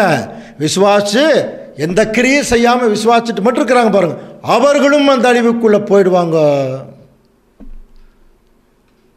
கவனிக்கிறீங்களா? அடுத்தது அதுக்கு மேலே ஒரு சின்ன போர்ஷன் இருக்கு பாருங்க. அதெல்லாம் சேர்ந்து தான் ரவுண்டு. அது யார் தெரியுமா? தெரிந்து கொள்ளப்பட்டவர்கள். அவங்களும் உலகத்தினுடைய அழிவில் உள்ள மாட்டிடுவாங்களாம். புரியுதா? இப்போ ஒரே ஒரு வகுப்பார் மட்டும்தான் பாருங்கள், அதை இண்டிகேட் பண்ணியிருக்கிற பாருங்க. கடைசி கால திருச்சபை அவங்க யார் தெரியுமா? உண்மை உள்ளவர்கள். அவங்க அந்த உபத்திரவத்துக்கு முன்னாடியே எடுத்துக்கொள்ளப்படுறாங்க. அதனால தான் அந்த உபத்திரவங்கிற படத்துக்கு முன்னாடி மேலே போட்டிருப்பார். கடைசி காலத்தில் வாழக்கூடிய திருச்சபையின் அங்கங்கள் இந்த உபத்திரவ காலத்துக்கு முன்னாடியே எடுத்துக்கொள்ளப்படுவார்கள். அப்போ யாரெல்லாம் மாட்டிடுறாங்க தெரியுமா? திரள் கூட்டமாக அதில் மாட்டிடுவாங்க. தெரிந்து கொள்ளப்பட்டவர்கள் தான் அந்த திரள் கூட்டம். அதனால தான் அந்த வசனம் படித்தோம். இவங்க யார்? இவங்க மிகுந்த உபத்திரவத்திலிருந்து வந்தவர்கள். அப்போது இவங்களுடைய நிலைமையில நம்ம ஏற்கனவே படிச்சுக்கிறோம். சத்தியத்துக்குள்ளே வர்றாங்க, ஊழியமெல்லாம் பண்ணுவாங்க, ஆனால் தங்களுடைய வஸ்திரத்தை கரைப்படுத்துவாங்க. அப்படி அதை கண்டினியூஸாக பண்ணிகிட்டு இருப்பான். அப்போ தேவன் என்ன செய்கிறார்? இவர்களையும் தெரிந்து கொண்டதுனால இவர்கள் ராஜரீகத்துக்கு போகிறவங்க இல்லை. இவர்களை தேவன் என்ன செய்கிறார்னா கொஞ்சம் உபத்திரவத்தில் துவைச்சு வெளுக்கிறார். இவ்வளோதான். ஒரு தண்டனைக்குள்ளே கொண்டு போய் மறுபடியும் மேலே கொண்டு வரார். ஆனால் அவர்களும் உபத்திரவத்தில் மாட்டிடுவாங்க. என்ன விசேஷம்னா அவர்களும் பெயர் சபையினுடைய அழிவுக்குள்ளே போகிறாங்கன்னா யோசனை பண்ணி பாருங்க. அப்போ தெரிந்து கொள்ளப்பட்டவர்கள் கூட உலக ஜனங்களுடைய அழிவு, பெயர் சபையினுடைய அழிவு இல்லையா? அப்போ மற்ற விசுவாசிக்கிறவங்களுடைய அழிவு, இதுக்குள்ளே தான் அவங்களும் போயிடுறாங்க. இவங்க எல்லாருமே மகா உத்தரவு காலத்தில் மாட்டிடுவாங்க. திருச்சபையான் வகுப்பாரை தவிர அவங்க மட்டும்தாங்க இந்த மகா உபத்திரவ காலங்கிற உச்சக்கட்டத்துக்கு முன்னாடி அவர்கள் தேவனிடத்தில், கிறிஸ்துவரிடத்தில் அவர்கள் எடுத்துக்கொள்ளப்படுவார்கள். ஸோ இந்த ஒரு காலம் இது எப்போ நடக்குங்கிற போது எப்போ தெரியுமா? இந்த உபத்திரவமே சாத்தானுடைய கவர்மெண்ட்ஸை வெளியெடுக்கிறதும் அவருடைய அமைப்புகளை வெளியெடுக்கிறதுக்கு தான் கிறிஸ்து உள்ளே வந்திருக்கார். எப்படி வந்திருக்கார்? அவருடைய ராஜ்யம் எப்படி தெரியுமா உள்ளே வந்திருக்கு? 2 பேதுரு 3ஆம் அதிகாரம் 10ஆம் வசனம் வாசிக்கலாம். கர்த்தருடைய நாள் இரவிலே திருடன் வருகிற விதமாய் வரும். அப்பொழுது வானங்கள் மடமடவென்று வசனத்தை நல்லா புரிஞ்சுக்கலாம். கர்த்தருடைய நாள் அது இரவுல திருடன் யாருக்கு தெரியாம உள்ள வந்திருக்கு. அப்பொழுது அப்படின்னு அந்த நாள் வந்திருக்கும் போது வானங்கள் மடமடவென்று அகன்று போகும். அப்புறம் பூதங்கள் வெந்து உருகி போகும். பாருங்க, இதெல்லாம் நம்ம இங்கிலீஷில் கொஞ்சம் ஈஸியாக இருக்கும். வானங்கள் என்கிறது சாத்தானுடைய அரசாட்சி. பூதம் அப்படின்னா வெறும் பூதம் இல்லை, எலிமெண்ட்ஸ் ஆஃப் தி எர்த்துன்னு இருக்கும் ஆங்கிலத்தில். பூமியினுடைய அமைப்புகள் எல்லாமே வெளியே போயிடுமா, அழிந்து உருகி போயிடும், எரிந்து போயிடுங்கிறார். அப்போது இயேசு கிறிஸ்து ராஜாவாக இந்த பூமியில் ஏற்கனவே வந்தாச்சு. அவருடைய நாடும் இந்த பூமியில் கமெண்ட்ஸ் ஆகிருக்கு. அவருடைய ராஜ்யத்தின் ஆரம்பங்கிறது நிறைய பேருக்கு தெரியாது. ஏன்னா அது இரவிலே திருடன் வருகிற விதமாக உள்ள வந்தாச்சு. புரியுதுங்களா? இது ஒரு அழிவின் ப்ராசஸில் இருக்குது. இது அழிவின் ப்ராசஸ் முடியும் போது தான் கவனிச்சிங்கன்னா ஆகாய தீர்க்க தரிசனம் படிக்க முடியாது. சகல ஜாதிகளையும் அசைய பண்ணுவார். அது ஒரு டைம், அதுதான் இப்போ அழியக்கூடிய டைம். அப்படி அசைய பண்ணும்போது சகல ஜாதிகளாலும் விரும்பப்பட்டது என்னன்னா நீதி வாசமாக இருக்கும் அவருடைய புதிய வானம்ங்கிறது, புதிய அரசாட்சி ஜனங்களுடைய கண்ணுக்கு தெரியும். இயேசு கிறிஸ்துடைய தலைமையில் இந்த உலகம் இருக்குதுங்கிறது தெரியும். புதிய வானங்களும் புதிய பூமிங்கிறது இந்த அமைப்புகள். புரியுதுங்களா? இதற்கு பெயர்தான் 3வது உலகம், தேவனுடைய ராஜ்யம். இது ஆண்டவர் இயேசு கிறிஸ்துடைய அரசாட்சியில் ஆரம்பிக்கும். ஸோ இப்போ இந்த படத்தை கொஞ்சம் கவனிச்சிங்கன்னா பாருங்கள், ரவுண்ட் போட்டிருக்கு இல்லையா? இதுதான் கிறிஸ்துவுடைய 1000 வருஷ யுகம். இதில் 2 போர்ஷன் இருக்குது, கவனிங்க. அதில் முதல் போர்ஷன் ஜிங்கிறது கிறிஸ்துவுடைய 1000 வருஷ அரசாட்சி. அதில் சிங்கிற பார்ட்டு பார்த்தீங்கன்னா இனி வரும் உலகம்னு போட்டிருக்கு இல்லையா? அந்த இனி வரும் உலகம்ங்கிறது 3ஆம் உலகம். அதனுடைய முதல் பாகம் தான் கிறிஸ்துவுடைய 1000 வருஷ அரசாட்சி. இந்த அரசாட்சி முடிஞ்சோடனே தேவன் கையில் எல்லாத்தையும் ஒப்பு கொடுத்துருவார். அதுதான் இனி வரும் உலகம். அப்போ 3ஆம் உலகத்தில் முதல் பாகம் தான் 1000 ஆண்டு அரசாட்சிங்கிறத நம்ம புரிஞ்சுக்கணும். இப்போ 1000 ஆண்டு அரசாட்சி ஆரம்பிக்குது. ஆண்டவர் இயேசு கிறிஸ்து வந்தாச்சு, உலக ராஜ்யங்கள் அழிச்சிட்ருக்கார். இப்போ விசேஷமாக திருச்சபையின் பிள்ளைகளை தன்னோட உட்கார வைக்கிறார். வாசிக்கலாம் பாருங்கள், வெளிப்படுத்தல் 3:21. நான் ஜெயம் கொண்டு என் பிதாவினுடைய சிங்காசனத்திலே அவரோட கூட உட்கார்ந்தது போல ஜெயம் கொள்ளுகிறவன் எவனோ அவனும் என்னுடைய சிங்காசனத்தில் என்னோட கூட சொல்றார். ஜெயிக்கிறவங்கனால இங்கே ஒரு போட்டி இருக்கணும் அல்லது ஒரு போராட்டம் இருக்கணும். அப்போ உண்மையான திருச்சபையின் பிள்ளைகளுக்கு இங்கே ஒரு போராட்டம் இருக்குது, ஒரு போட்டி இருக்குது. இதில் ஜெயிக்கணும். யார் ஜெயிக்கிறார்களோ அவர்கள் சிங்க ஆசனத்தில் உட்கார வைக்கப்படுவார்கள். 144,000 ராஜாக்கள். புரியுதுங்களா? ஸோ இவர்கள் எல்லாரும் கிறிஸ்துவோட சேர்ந்த பிறகு உபத்திரவ காலம் கம்ப்ளீட்டாக முடிவடைந்திருக்கும். அப்புறம் தேவன் அவருடைய திட்டத்தில் நன்மையானவைகளை ஸ்டார்ட் பண்ணுவார். அந்த நன்மையானவைகள் தான் பார்த்தீங்கன்னா, சமுத்திரம் தண்ணில் உள்ள மரித்தோரை ஒப்புவித்தது, மரணமும் பாதாளமும் தங்களுள்ள மரித்தோரை ஒப்புவித்தது. அவர்களுக்கு அவருடைய கிரியையின்படி ஒரு தேவன் ஒரு நல்ல தீர்ப்பை அங்கே கொடுக்குறார். இது தாங்க மூன்றாவது உலகம். மூன்றாவது உலகத்தில் நம்ம ஏற்கனவே 3 வழிகள் பார்த்தோம் இல்லையா? விசாலமான வழி, அது முதல் உலகத்தில் ஆதாம் திறந்தது, மரணம், எல்லாரும் உள்ள போயிட்டாங்க. இடுக்கமான வழி, அது 2ஆம் உலகத்தில் விசேஷமாக சுவிசேஷ யுகத்தில் இஸ்ரேல் ஜனங்கள் மத்தியிலிருந்து புறஜாதிகளுக்கு தேவன் திறந்தது அந்த ஒரு இடுக்கமான வாசல். அதில் ராஜாக்கள் மட்டும்தான் போக முடியும். இன்னும் கொஞ்ச நாள் அந்த வாசலை இப்போ அடைக்க போகிறார். இது அடைச்சதுக்கப்புறம் மகா உபத்திரவ காலத்தினுடைய முடிவில் ஒட்டுமொத்த உலக ஜனங்களையும் உயிர்த்தெழுப்பி ஒரு பெரும்பாதையில் நடக்க வைப்பாராம். அதே தான் ஏசாயா 35:8 வாசிக்கலாம். அங்கே பெரும் பாதையான வழி இருக்கும், அது பரிசுத்த வழி எனப்படும். தீட்டுள்ளவன் அதிலே நடந்து வருவதில்லை, அந்த வழியில் நடக்கிறவர்கள் பேதையராய் இருந்தாலும். 3வது வழியை தேவன் உலக ஜனங்களுக்கு திறக்கும் போது பாவம் மரணம் இருக்கிற ஜனங்கள் மறுபடியும் லிஃப்ட் அப் மேலே கொண்டு வராருங்க. எல்லா உலக ஜனங்களையும் எங்கே கொண்டு வராருன்னு அந்த படத்தில் பார்க்கலாம். ஆதாம படைக்கிற நிலைமைக்கு எல்லாத்தையும் கொண்டு வந்து நிறுத்திடுறார். அப்படி வரும்போது ஒரு பரிசுத்த வழியில் நடப்பாங்களாம் ஜனங்கள் எல்லாருமே. அப்புறம் அங்கே சாத்தான் என்கிற சிங்கம் இருக்காது, துஷ்ட மிருகங்கள் மாதிரி ஜனங்களும் இருக்க மாட்டாங்க. கர்த்தரால் மீட்கப்பட்டவர்கள் ஆனந்த களிப்புடன் பாடி வரும். ஸோ அப்போது இதெல்லாம் பார்த்தீங்கன்னா அவருடைய ராஜ்யத்தில் ஆண்டவர் இயேசு கிறிஸ்து ஒட்டுமொத்த உலக ஜனங்களையும் உயிர்த்தெழுப்புவார் இல்லையா? உயிர்த்தெழுப்பி அங்கே 3வது ஒரு அறுவடையை பண்ணுறாருங்க. 3வது அறுவடை ஞாபகம் இருக்கா? முதல் அறுவடை இஸ்ரேல் ஜனங்கள் மத்தியில் அது நல்ல மணி பதர்.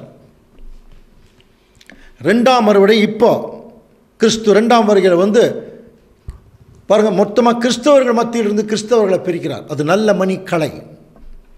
இப்போ ராஜ்யத்தில் உலக ஜனங்கள் எல்லாம் உயிர் தெழுப்பினதுக்கப்புறம் அவர்களுக்கு நீதி போதிக்கப்படும், சத்தியம் போதிக்கப்படும், தேவனுடைய அன்பு வெளிப்படுத்தப்படும், எல்லா வசதிகளும் செய்து தரப்படும்.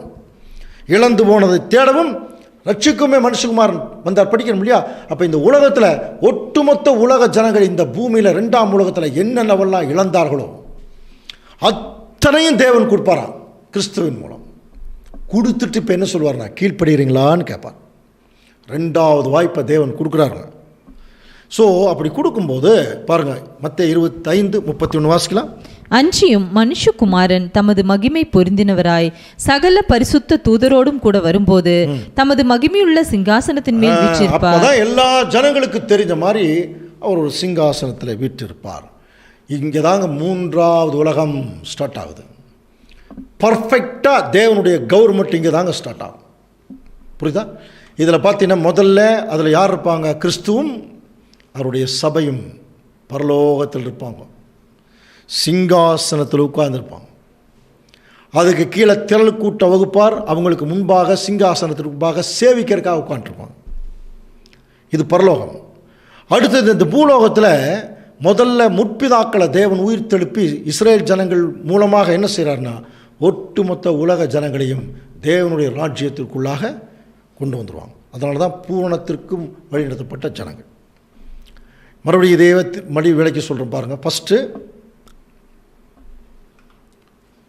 திருச்சபையும் திரள் கூட்டமும் பரலோகத்தில் இருப்பாங்க. இஸ்ரேல் ஜனங்களும் உலக ஜனங்களும் இந்த பூலோகத்தில் இருப்பாங்க. நம்ம ஏற்கனவே படிச்சிருக்கிறோம். பூலோகத்தில் 4 ரதங்கள் படித்தோம் இல்லையா?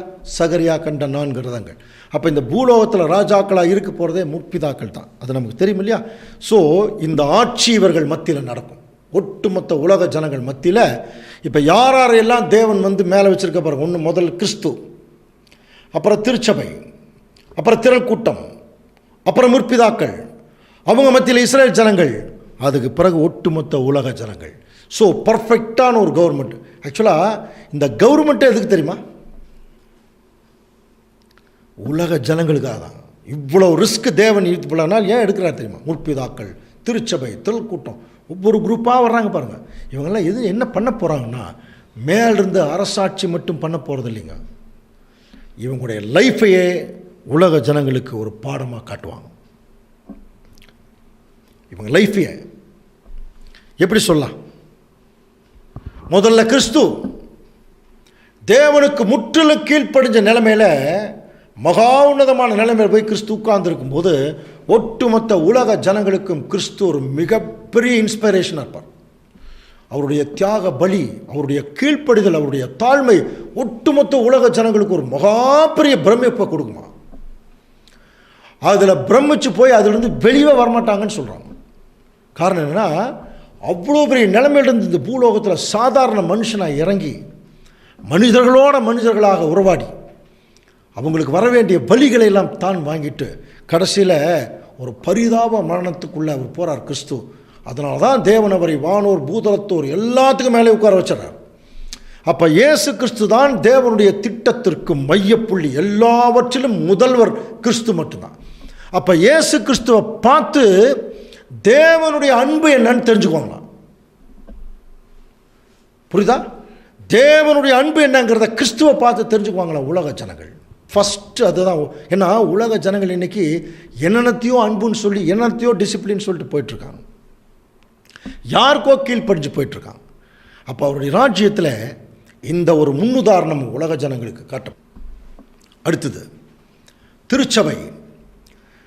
பாவமான உலகத்திலேயே, பாழ்பட்ட உலகத்திலேயே இல்லையா, இந்த சாதாரண இந்த ஒரு மாம்சத்தை வைத்து கொண்டு போராடி போராடி போராடி தேவனுடைய சத்தியத்திற்குள்ளே வந்து பரிசுத்தாவியை பெற்று ஒரு போராட்ட ஜீவியத்திலேயே தேவனுக்கு தங்களை முற்றிலும் கீழ்ப்படுத்துகிறாங்க பாருங்க. அந்த ஜனங்கள் அடுத்தது உலக ஜனங்களுக்கு ரொம்ப இன்ஸ்பிரேஷனாக இருப்பாங்க. இப்படி கூட ஒரு மனுஷன் உலகத்தில் தேவனுக்கு பிரியமாக வாழ முடியுமா? எல்லாத்தையும் விட முடியுமா? இவ்வளவு அன்பு காட்ட முடியுமா? மனுஷன். கிறிஸ்து அவர் வேற எக்ஸ்ட்ரீம். மனுஷன் இப்படியெல்லாம் செய்ய முடியுமா? எவ்வளவு அற்புதங்களாக இந்த பூமியில் வாழ்ந்துருக்கிறாங்க அப்படிங்கிற அளவுக்கு இருக்கணும் திருச்சபடி லைஃப். இப்போ நம்ம லைஃப்லாம் அப்படியே இருக்கு. இவ்விதமாய் மனுஷர் உங்கள் நற்கரைகளை கண்டு பரலோகத்தில் இருக்கிற பிதாவை மகிமைப்படுத்தும்படி உங்கள் வெளிச்சம் அவர்களுக்கு முன்பாக பிரகாசிக்க கடவுது. கிறிஸ்து டைரக்டாக சொன்ன வார்த்தை. உங்கள் வாழ்க்கையே, உலக ஜனங்கள் உங்கள் வாழ்க்கையை பார்க்கும்போது இப்படிப்பட்ட மனிதர்களை பெற்ற தேவன் எவ்வளவு மகத்துவமானவர் சொல்லி உங்கள் நிமித்தம் தேவனை புகழணும். நீங்களே இப்படி இருந்தால் உங்கள் அப்பா எப்படி இருப்பார்? நீங்கள் இவ்வளோ அன்பாக இருக்கிறீங்க, உங்கள் அப்பா எப்படி இருப்பார்? இவ்வளோ டிசிப்ளினா உங்கள் அப்பா எப்படி இருப்பார்? இல்லையா? அந்த அளவுக்கு இருக்கணுமா திருச்சபையுடைய லைஃபு. இதை கவனிச்சிங்கன்னா இப்போ நம்ம லைஃப்பெல்லாம் ஒன்றுமே இல்லை. ஆனால் திருச்சபை ஒரு இன்ஸ்பிரேஷனாக இருப்பாங்க. அடுத்தது திரள் கூட்டம். என்ன பாடம் சொல்லி கொடுப்பாங்க தெரியுமா? இவ்வளோ பெரிய அழைப்பை பெற்று கொஞ்சம் அசட்டையாக இருந்ததுனால எங்களுக்கு என்ன ஆயிடுச்சுன்னா அவ்வளோ பெரிய நிலைமை போயிடுச்சு. நீங்கள் இனி அசட்டையாக இருந்துடாதீங்க. உலக ஜனங்களுக்கு பாடம் திரள் கூட்டம். முற்பிதாக்கள் எங்களுக்கு பூலோக ஆசீர்வாதம் தான், பரலோக ஆசீர்வாதம் இல்லை. ஆனாலும் நாங்கள் தேவனோட முழு கீழ்ப்படுதலோட சஞ்சரித்து கொண்டிருந்தோம். அதனால தான் இந்த நிலைமை, உலகத்துக்கே நாங்கள் ராஜாவாக உட்காந்துருக்கோம். அடுத்தது இஸ்ரேல் ஜனங்க என்னவா இருப்பாங்க தெரியுமா? என்ன சொல்லுவாங்க தெரியுமா? சொல்லுங்க பார்க்கலாம். இஸ்ரேல் ஜனங்க உலக ஜனங்களுக்கு என்ன பாடம் கற்றுக் கொடுப்பாங்க? எங்களை மாதிரி மட்டும் இருந்துடாதீங்க, அதுதான் அந்த லிஸ்ட். அப்போ 2ஆம் உலகத்தில் பாருங்க, யூத யுகம் சுவிசேஷ யுகம். யூதகம் இஸ்ரேல் ஜனங்கள், சுவிசேஷ யுகம் புறஜாதி. இப்போ இஸ்ரேல் இருக்கிறாங்க. இந்த 2 வகுப்பார் என்ன சொல்லி கொடுக்குறாங்க தெரியுமா உலக ஜனங்களுக்கு? எப்படி தேவனுக்கு பிரியமாக நடக்க வேண்டும் என்று சபை சொல்லிக் கொடுக்கும், எப்படி நடக்கக்கூடாதுன்னு இஸ்ரேல் ஜனங்களுடைய லைஃப் சொல்லிக் கொடுக்குமா. எத்தனை பாடம் பாருங்க உலக ஜனங்களுக்கு. இயேசு கிறிஸ்து, மணவாட்டி, திரள் கூட்டம், முற்பிதாக்கள், இஸ்ரேல் ஜனங்க, இத்தனை பாடமும் உலக ஜனங்களுக்கு தான். அதுக்கு தான் அந்த ராஜ்யம். இத்தனை பாடத்தை கேட்டு ஒருத்தர் திருந்தலைன்னா அவங்க உலகத்தில் வாழ்கிறதுக்கு தகுதி இல்லை. அதனால தான் 3ஆம் உலகத்தில் 2ஆக பிரிக்கிறார் பாருங்க. எப்படி நல்ல மணி, கலை, நல்ல மணி, பதர் மாதிரி 3ஆம் உலகத்தில் படிக்கிறோம் இல்லையா? நம்ம ஏற்கனவே அந்த படிச்சிருக்கோம் 3 அறுவடைகள் சப்ஜெக்டில். இயேசு கிறிஸ்து ராஜாதி ராஜா வந்து உட்கார்ந்துருக்கும்போது உலக ஜனங்கள் எல்லாம் அவருக்கு முன்பாக நிற்பாங்க. இப்போ மெய்ப்பனானவன் செம்மறி ஆடுகளையும் வெள்ளாடுகளை பிரிக்கிறது போல என்ன பண்ணுவாராம், தேவன் உலக ஜனங்களை பிரிப்பார். வலது பக்கத்தில் செம்மறி ஆடுகள் மாதிரி ஒரு குரூப், அவங்கள பார்த்து என்ன சொல்றார், வாருங்கள் என் பிதாவினால் ஆசீர்வதிக்கப்பட்டவர்களே, உலக தோற்றம் முதல் உங்களுக்கு தான் ஆசீர்வாதம், வந்து வாங்கிக்க பாரு. இடது பக்கம் இருக்கிற வெள்ளாடை பார்த்து என்ன சொல்வார், சபிக்கப்பட்டவர்களே. அப்போ இத்தனை பாடத்தையும் இத்தனை ஆசீர்வாதத்தையும் இத்தனை சான்ஸ் கொடுத்து அந்த வெள்ளாடு குரூப் யார் தெரியுமா, மேட்டிமை உள்ள குரூப், சைத்தானோட போகிறவங்க. மேட்டிமை உள்ள வெள்ளாடு எப்போ தனித்தனியாக நிற்கும் இல்லையா, ஆனால் செம்மறியாடு கூட்டமாக இருக்கும். அப்போ கீழ்ப்படிந்து வரக்கூடிய வகுப்பாரை நித்திய ஜீவனுக்குள்ள தேவன் வழி நடத்திடுவார். அப்பவும் மேட்டிமையான வகுப்பாரை 2ஆம் மரணத்துக்குள்ளே அனுப்பிச்சிடுவார். அவ்வளோதான். இனி அவர்களாகவே சொல்லிடுவாங்க, இனி நாங்கள் வாழ்றதுக்கே தகுதி இல்லை, தேவனோடு சஞ்சரிக்க தகுதி இல்லாதவர்கள், நித்திய மரணம் அப்படிங்கிறது 2ஆம் மரணத்துக்குள்ளே போயிடுறான். அப்போ அன்புக்குரிய சகோதர சகோதரர்களே, 3வது அறுவடை அவருடைய ராஜ்யத்தில் ஒட்டுமொத்த உலக ஜனங்கள். அதில் ரொம்ப எப்படி யோசனை பண்ணியிருக்கூடாதுன்னா, அப்போ இந்த பக்கம் ஒரு 50 லட்சம் பேர் போகிறாங்க அப்படின்னா இந்த பக்கம் ஒரு 50 லட்சம் பேர், அப்படி இல்லை. புரியுதுல, வெள்ளாடு எப்பொழுது தனித்தனி நிற்கிற மாதிரி ஒரு சில சாத்தான் மைண்டட் பீப்புள், திருந்தாத ஜென்மங்கள்னு சொல்கிற முடியாது, அந்த வகுப்பார் கொஞ்சம் பேர் போயிடுவாங்க, அவ்வளோதான். மற்ற எல்லா உலக ஜனங்களும் செம்மறி ஆடுகளைப் போல தேவனுடைய ராஜ்யத்துக்குள்ளே வந்துடுவாங்க. ஸோ இந்த ராஜ்யம் ஆரம்பிக்கும் போது இந்த ஆர்டர் எப்படி இங்கே உருவாகுது பாருங்கள். வாசிக்கலாம், சங்கீதம் 45:13. ராஜகுமார்த்தி உள்ளாக பூரண மகிமையுள்ளவள், அவள் உடை பொற்சருகியாயிருக்கிறது. அடுத்த வசனம், சித்திர தைலாடை தரித்தவளாய் ராஜாவினிடத்தில் அழைத்து கொண்டு வரப்படுவாள். அவள் பின்னாலே செல்லும் அவளுடைய தோழிகைகளாகிய கன்னிகைகள் உம்மிடத்தில் கூட்டிக் கொண்டு வரப்படுவார்கள். கவனிச்சு பார்த்தீங்களா, சித்திர தையலாடை தரித்தவளாய் ராஜாவினிடத்தில் அழைத்து கொண்டு வரப்படுவாள். ராஜா யாரு, கிறிஸ்து. ராஜாதி ராஜாவை வருவார், உட்காந்தாச்சு. இப்போ மணவாட்டி சித்திர தையலாடை தரித்தவளாய் ராஜாவுக்கிட்ட போகுது, பின்னாடியே தோழிகளும் போகுதான். இவங்க 2 பேரும் போய் எங்கே போகிறாங்க, அவர்கள் மகிழ்ச்சியோடும் களிப்போடும் வந்து ராஜ அரண்மனைக்குள் பிரவேசிப்பார்கள் இல்லையா. இந்த வகுப்பார் தாங்க பாருங்க, கிறிஸ்துவும் சபையும் ஆண்டவர் இயேசு கிறிஸ்துவோட பரலோகத்தில் ராஜாவாக உட்கார்ந்துருப்பாங்க. அப்போ திரள் கூட்டம் பின்னாடி தோழி வகுப்பின மாதிரி போவாங்க. இவங்க எதுக்குள்ளே போகிறாங்க, அரண்மனைக்குள்ளே. அரண்மனை எதை குறிக்குது, பரலோகம். இதைத்தான் ஆபிரகாமுக்கு முதல் சொன்னார், பரலோக ராஜ்யம் வானத்து நட்சத்திரம். அப்போ வானத்து நட்சத்திரமாக போகக்கூடிய வகுப்பார் தான் இவங்க. புரியுதுங்களா, திருச்சபையும் விசேஷமாக திருச்சபை திரள் கூட்டம் அதுக்கு பின்னாடி போகிறோம். இவங்க எங்கே இருப்பாங்கன்னா பரலோகத்தில். இதைத்தான் ஆபிரகாமுக்கு சொன்னார், வானத்து நட்சத்திரம். சரி, அப்போ இந்த பூலோகத்தில் அப்படின்னு சொல்லும்போது அங்கே யார் இருப்பாங்க, அதை நம்ம ஏற்கனவே படித்தோம். சங்கீதம் இதே 45ஆம் சங்கீதத்தில் இப்போ திருச்சபை திரள் கூட்டம் மேலே போயாச்சு. இதுக்கு அடுத்தது பூலோகம் தானே. அப்போ அந்த பூலோகத்தில் யார் இருப்பாங்க, சங்கீதம் 45:16 வாசிக்கலாம். உமது பிதாக்களுக்கு பதிலாக உமது குமாரர் இருப்பார்கள், அவர்களை பூமி எங்கும் பிரபுக்களாக வைப்பீர். பாருங்க, உங்களுடைய பிதாக்களுக்கு பதிலாக உம்முடைய குமார். இந்த உமதுங்கிற வார்த்தை யாருக்கு, யாரை பார்த்து தாவீது பேசிட்டு இருக்காராம், ராஜாவை பார்த்து. அப்போ ராஜா அங்கே அன்னைக்கு ராஜா இல்லை, இன்னைக்கு கிறிஸ்து ராஜா. இந்த ராஜாவை பார்த்து பேசுகிறார் பாருங்க சங்கீதத்தில். உமது பிதாக்களாக இருந்தவங்கெல்லாம் இப்போ நீங்கள் ராஜா ஆயிட்டீங்க, இப்போ உங்களுக்கு குமாரர்கள் ஆயிடுவாங்க, அவர்களை பூமி எங்கும் பிரபுக்களாக வைப்பீர். அப்போ இந்த உமதுங்கிறது யாரை குறிக்குது, நம்முடைய ஆண்டவர் இயேசு கிறிஸ்துவை. இதுக்கு ஆதார வசனமே நமக்கு நல்லா தெரியும், சங்கீதம் 45:6. இப்போ பாருங்கள், கவனிங்க, தாவீது பேசுறார், வாசிக்கலாம். தேவனே, உமது சிங்காசனம் என்றென்றைக்கும் உள்ளது, உமது ராஜ்யத்தின் செங்கோல் நீதியுள்ள செங்கோலாய் இருக்கிறது. இப்ப தாவீது ஒருத்தரை பார்த்து பேசுறார், அவர் யாருங்கிறத கண்டுபிடிக்கலாம். அடுத்த வசனம் பாருங்க. நீர் நீதியை விரும்பி அக்கிரமத்தை வெறுக்கிறீர். இப்ப பாருங்க, நீர் நீதியை விரும்பி அக்கிரமத்தை வெறுக்கிறீர். ஆதலால் தேவனே உம்முடைய தேவன். பார்த்தீங்களா, உம்முடைய தேவன். இப்போ ஒரு தேவனை பார்த்து பேசுறார், நீர் நீதி விரும்பி அக்கிரமத்தை வெறுக்கிறீங்க, ஆதலால் தேவனே உமக்கு ஒரு தேவன் இருக்கார் இல்லையா, அந்த உம்முடைய தேவன் உமது தோழரை பார்க்கிலும் உம்மை ஆனந்த தைலத்தினால் அபிஷேகம் பண்ணினார். உங்களை ஆனந்த தைலத்தினாலே அபிஷேகம் பண்ணினார். அப்போ யாரை பார்த்து பேசிட்டு இருக்கார், ஆதலால் தேவனே உமது. அந்த உமதுங்கிறது யாருங்க, ஆண்டவர் இயேசு கிறிஸ்து. அதனால தான் முதல் வருகையில் வந்தபோது கிறிஸ்துவை குறித்து நீங்கள் என்ன நினைக்கிறீர்கள், அவர் யாருடைய குமாரன் அப்படின்னு கேட்டான். உடனே அவங்க என்ன சொன்னாங்களாம், தாவீதின் குமாரன் சொன்னாங்களாம். உடனே ஆண்டவர் சொன்னார், அப்படியானா தாவீது பரிசுத்த ஆவியினாலே ஆண்டவர்னு என்னை சொல்கிறது எப்படி? நீங்கள் சொல்கிற தாவீதே என்னன்னு சொல்லி கூப்பிட்ருக்கார், ஆண்டவரேன்னு கூப்பிட்ருக்கார் தெரியுமா அப்படின்னு கேட்டான். அப்போ தாவீது தேவனேன்னு சொன்னது யாருன்னா ஆண்டவர் இயேசு கிறிஸ்து ராஜாவாக உட்கார்ந்து இருக்கும்போது பாருங்கள், முதல் வருகையில் கிறிஸ்து இந்த பூமியில் மனுஷகுமாரனா வந்தபோது முற்பிதாக்கள் எல்லாம் இவருக்கு முற்பிதாவாக இருந்தாங்க. தாவீதின் குமாரனே அப்படின்னு கூப்பிட்டாங்க. ஆனால் இயேசு கிறிஸ்து ராஜாவானதுக்கப்புறம் இந்த முற்பிதாக்கள் எல்லாம் என்ன ஆயிட்டாங்க? கிறிஸ்துவுக்கு என்ன ஆயிடுவாங்களாம்? பிள்ளைகள் ஆயிடுவாங்க. உமது பிதாக்களுக்கு பதிலாக உமக்கு பிள்ளைகளாக அவங்க இருப்பாங்க. இப்போ அந்த முற்பிதாக்களை தான் இப்போ நீங்கள் என்ன செய்ய போகிறீங்க? இந்த பூமி எங்கும் பிரபுக்களாக வைப்பீர்.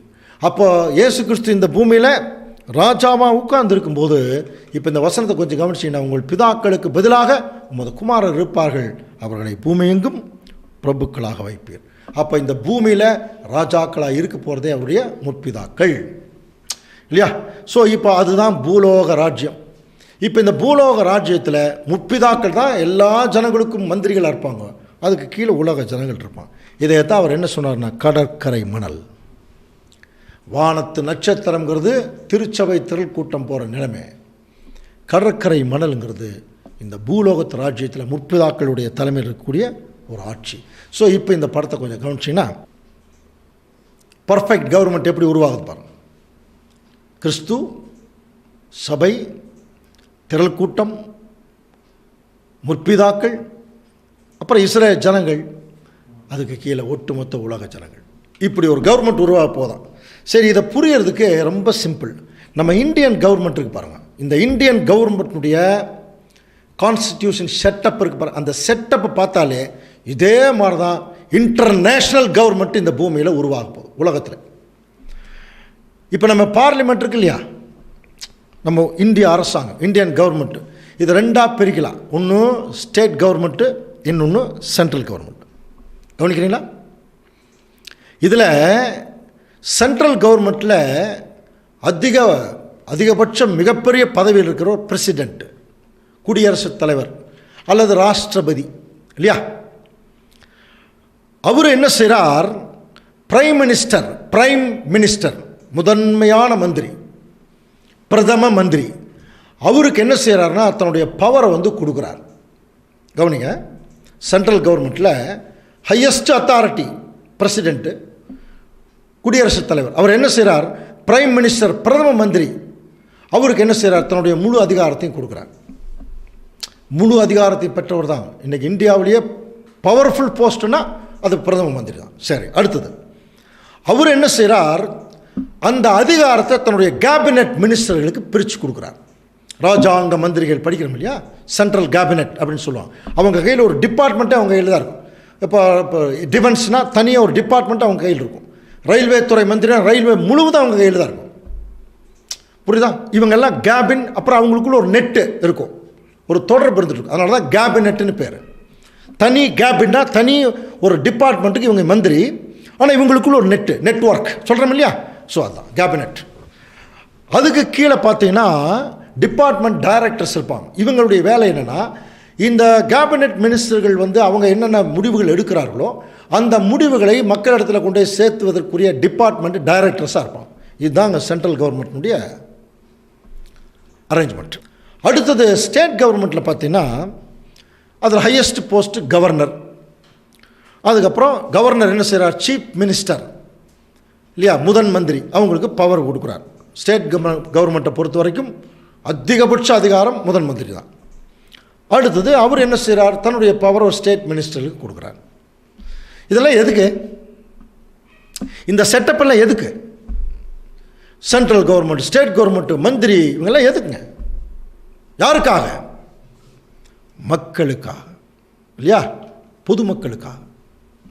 இந்த மக்களுக்கான கவர்மெண்ட் தான், மக்களுக்கு நன்மை செய்கிறதும் அவங்களுக்காக தான் இவ்வளோ போஸ்ட்டு இல்லையா. ஆனால் இன்றைக்கி இருக்கிற காலம் எப்படிங்கிறது நமக்கு தெரியாது.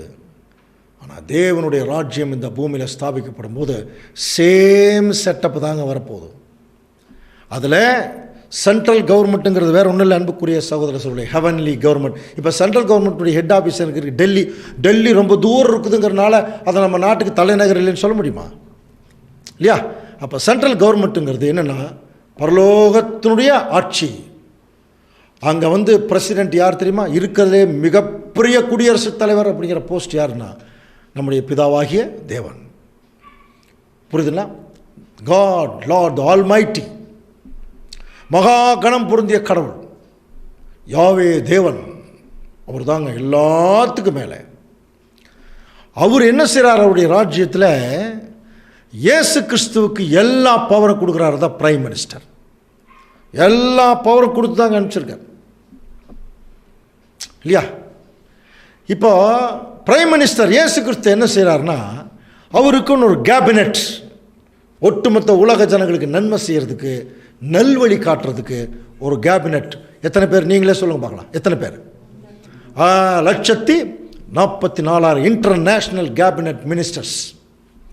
ஆண்டவர் இயேசு கிறிஸ்து the prime minister of the universe, world, உலகத்துக்கே பிரதம மந்திரி, சூப்பர் பவர். அவர் தன்னுடைய கேபினெட்டுக்கு 1,44,000 பேர்த்துக்கு என்ன செய்கிறார்? இப்போ அந்த அதிகாரத்தை பிரித்து கொடுக்குறார். ஆனால் ஃபஸ்ட்டு பவர் அவர் தான், நல்லா புரிஞ்சுக்கலாம். இப்போ இந்த அதிகாரம் உள்ளவர்கள் என்ன செய்கிறாங்கன்னா, உலக ஜனங்களுக்கு, அதாவது நாட்டு மக்களுக்கு நன்மை செய்யறதுக்கு என்னென்ன சட்டங்கள் போடப்படுகிறதோ, என்னென்ன நன்மையான திட்டங்கள் போடப்படுகிறதோ, அந்த திட்டங்களை உலக ஜனங்களிடத்தில், மக்களிடத்தில் சேர்ப்பதற்குரிய டைரக்டர்ஸ் தான் யார் தெரியுமா? திரள் கூட்டம். நல்லா புரிஞ்சுக்கலாம். இது சென்ட்ரல் கவர்மெண்ட் டெல்லி பரலோகத்தில் இந்த செட்டப்பு. அடுத்தது ஸ்டேட் கவர்மெண்ட்டுங்கிறது இந்த பூலோகத்தினுடைய செட்டப்பு. இங்கே ஸ்டேட்டு சீஃப் மினிஸ்டர் எல்லாம் கிடையாது. இங்கே ஒரே ஸ்டேட் மினிஸ்டருக்கு மட்டும்தான். யாருன்னா முற்பிதாக்கள். இந்த முற்பிதாக்களுடைய தலைமையில் தான், புரியுதுல்ல, இந்த உலக ஜனங்களுக்கு நன்மை. அப்போ தேவன் இவ்வளோ பெரிய பர்ஃபெக்ட் கவர்மெண்ட் அவர் உருவாக்க போகிறார். எதுக்கு தெரியுங்களா? கடைசியாக இந்த உலக ஜனங்களை பிரிச்சிருவார். ஒன்று செம்மறியாடு, இன்னொன்று வெள்ளாடு. இப்படி பிரிக்கிறதுக்கு முன்னாடியே அவங்களுக்கு சத்தியம் போதிக்கப்படுது. வாசிக்கலாம் பாருங்கள், ஏசாயா 2ஆம் அதிகாரம் 2ஆம் வசனம்.